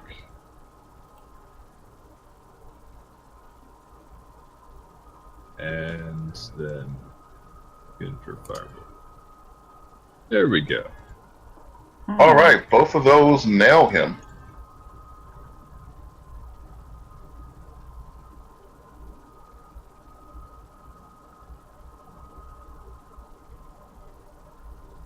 The crowd oohs and ahs as it sees two giant bolts go at it, into the creature, go in one side, go right through his tail, and the other one bangs right into his arm, and it looks like it's broken. The crowd, for what there are here, go, whoa! And it looks like the bookie is looking very nervous. He's starting to sweat. And he's just yelling at people, saying like, why didn't you tell me? Why didn't you tell me? Who the hell are these guys? You said he was a faker. And Hermeji, it is your turn.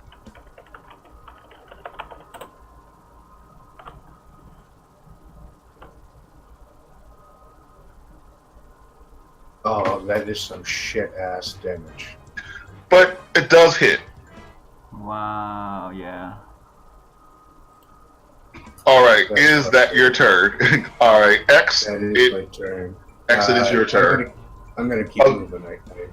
All right, cool. Just gonna move over here.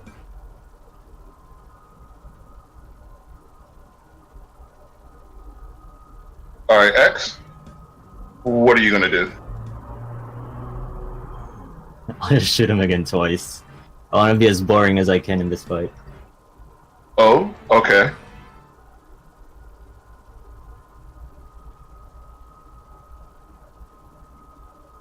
All right, both of those hit.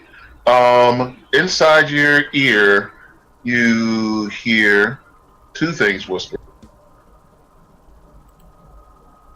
Firstly, it says, "Oh, little one, show some flair, Exxon." And the second thing it says is, "How do you want to do this?" One for each eye. All right. You said you wanted to be boring, right? Yep. All right. Hold on 1 second.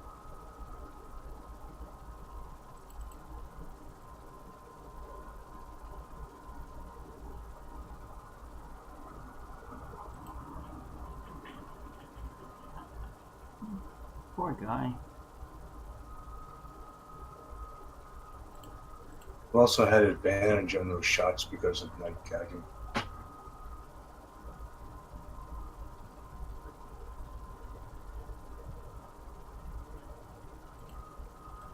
All right. If you are going to try to resist being flashy, I need you to roll me a wisdom saving throw. And I need that to be a 15.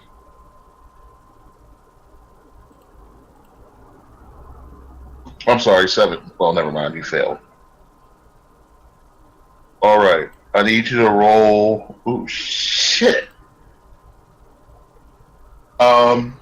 A, Ben, be quiet. X, roll me 5d10. Damn. As the scar on your shoulder begins to burn, you are concentrating on being boring, and the scar on your shoulder begins to burn, and you take 28 psychic damage. Fine. My ears bleed. All right, Ben, you can talk again. Ben, you can talk again. I know Ben knows what just happened. I know Ben knows what just happened. I'm not gonna spoil it. All right, so the creature falls. You do shoot it in both eyes. All of a sudden, the bookkeeper stands up and he says, "Nonsense! Nonsense! Bring the next champion! Bring him now!" And then, instead of running and scurrying, all of the servants stop and they all stop and bow their heads down as a drow, an older drow, with his bullet, with his pet bullet, walk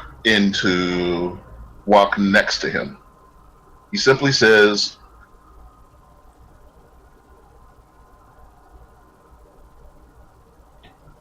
"Delay that order. These champions have returned to us."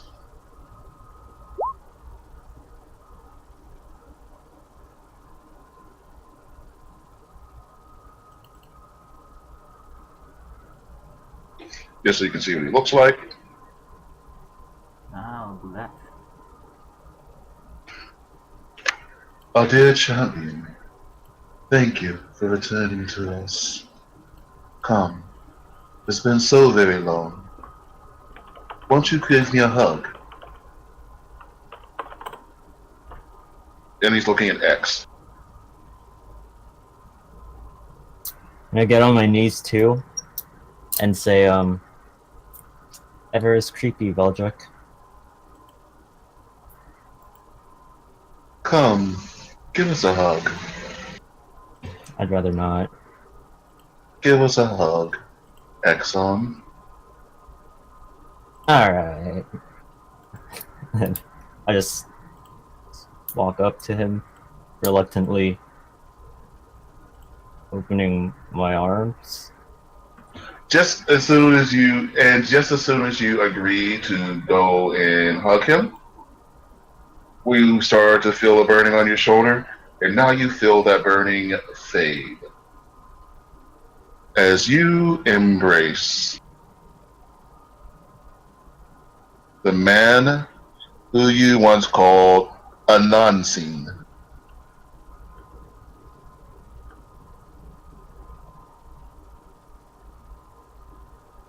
Hey guys, meet my old boss. Boss, is that what you're supposed to call your old master? Have you forgotten all of your manners on your mission? Mission? Yes. Don't you recall? When we let you go, I told you, make me proud.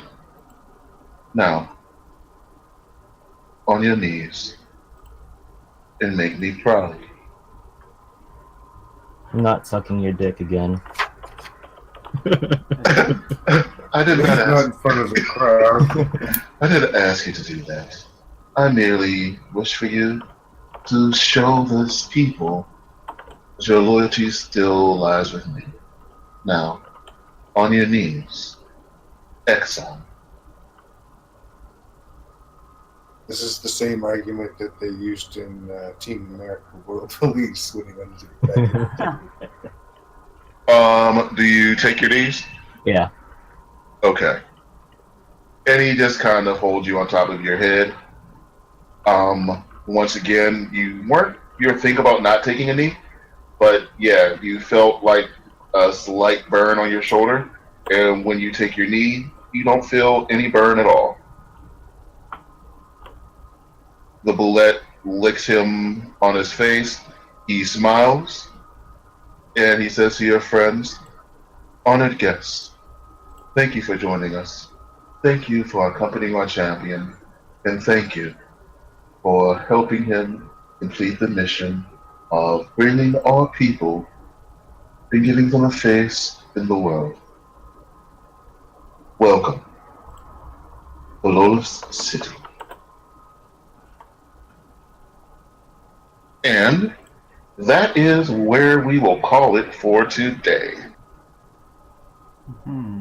We're fucked. Did we kill the dinosaur? Yes. Oh, you totally killed the dinosaur. You whooped his ass. Oh, okay. Okay. Alright, then you may. I don't know if X. Actually, you know what? Before I say anything, X, do you have any clue what was happening? I've been punked. I thought I was Okay. good. Okay, I won't Thought I tell was you. good. Okay, I won't tell you then. But Ben definitely knows or has an idea of kind of what's going on right now, and I know it's killing him. I But know exactly what happened. And I almost took that too, but not the right character.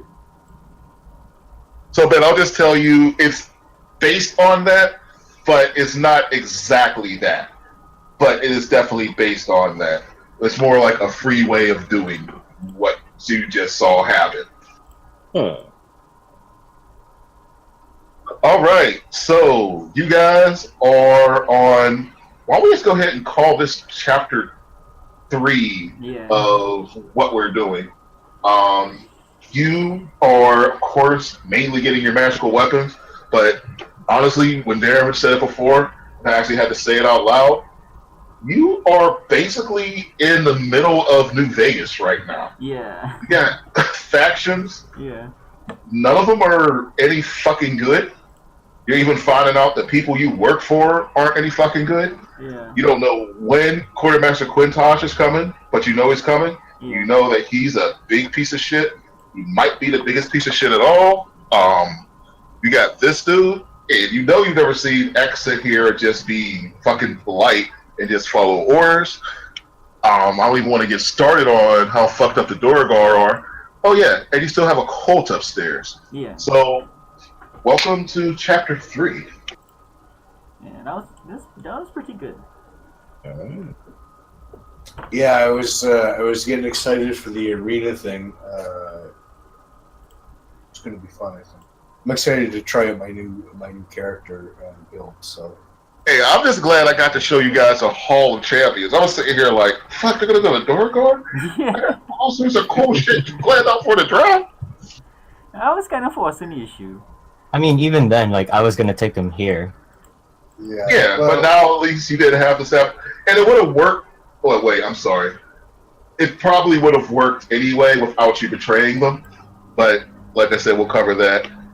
Give you a name for the city. I'll give you a name for the bookie because even though he's a tiny, sad little man, he still managed you because made him look bad because he had a lot of money riding on that T-Rex. I imagine they don't come very cheap, especially in the Underdark. No. No, it's literally the T-Rex that you guys ran from that killed the Brontosaurus. Just to let you guys know how far you've come, you ran from this T-Rex before, and now you killed him in 2 rounds. When did we run from him? You don't remember when we were on our way to the the place that was the 2 elements? Yeah, you went to Wintergrass and Summer. You were going to Wintergrass with Summerfall, and you had to go through this place. You got your asses handed to you by these fast-ass dinosaurs that kept on jumping out of the bushes and pumping you onto the ground. Yeah. And you whooped their ass. You whooped the pterodactyls' asses. But then you were moving along, right? And you saw this beautiful Brontosaurus. He was all happy, and X knew what was about to fucking happen because I was just being too nice describing this beautiful Brontosaurus. And then the T-Rex came and ate him. And you were like, you know what? We're out. Yes. And now you killed him in 2 rounds. And hopefully this makes you feel better about not being able to. Actually, you could probably morph into a T-Rex. What am I talking about? But maybe it doesn't look like the best idea anymore. Although he bit the hell out of the door. Yeah, T-Rexes I think are the max that I can get, or the best thing that I can get at the moment. As far as unless there's something in Mordenkainen. Right. But even though it's got to be a beast, so I mean, Right, that's what I'm saying. There might be something in Mordenkainen. I'm not sure. Beasts are rare. Like the super fucking dinosaur in Jurassic World, or like the Megalodon or whatever that eat it. Yeah, I know what you're talking about. See, beasts are rare because anytime you get something that's kind of cool, it always ends up being a monstrosity. Like even an owlbear is a monstrosity. Yeah, I think they worded that. I don't know if they did that on purpose, but I mean. Oh, dude, they definitely did it on purpose. That spell almost totally. Yeah, they definitely did. I don't know about the wording of the spell, but they did the classification of beast on purpose, 100%, because they didn't want rangers running around riding on top of a They didn't want rangers riding around on a triceratops. They didn't want fucking druids just turning into everything. You didn't want druids turning into krakens. Yeah. I guess that's true. Yeah, it was just to watch the power of everything else. Just kind of throw it out there. Now, I'm always free to pick and choose animals to kind of let you guys turn into. Like, if one of you guys were a druid, I'd be a little bit more lenient on the beast thing because that would be your major shtick, right? Right. So I would be like, okay, I could count more of that. But when you already have a whole bunch of phenomenal powers, we can kind of stick to where we belong. That's true. I can see that, yeah. So you guys see how strong you are now. I mean, I don't know. Maybe you could have gone into a dragon room. Nah, I'd have still been bad mood because there's casters in there. That shit would have hurt. All right. I have a combination of max level Scorching Ray and max level Melf's Minute Meteors, and I think that's going to do like 25 die 6 damage or something. I'm excited to see what happens. Unless I get 2 2s and 2 1s again. So, like I said, I still can't promise you that you don't get put into another battle, but this guy's going to make sure you at least get a short rest before the next battle. If that even is what happens, we'll find out a whole lot more, hopefully, next week. All right, sounds good. All right, boys. Thank you for playing. Thank you for showing up. Can't wait to see you boys again. Yep. Oh, yeah. Thank you for being here. Have a good one, y'all. Later. See you guys later. Good night.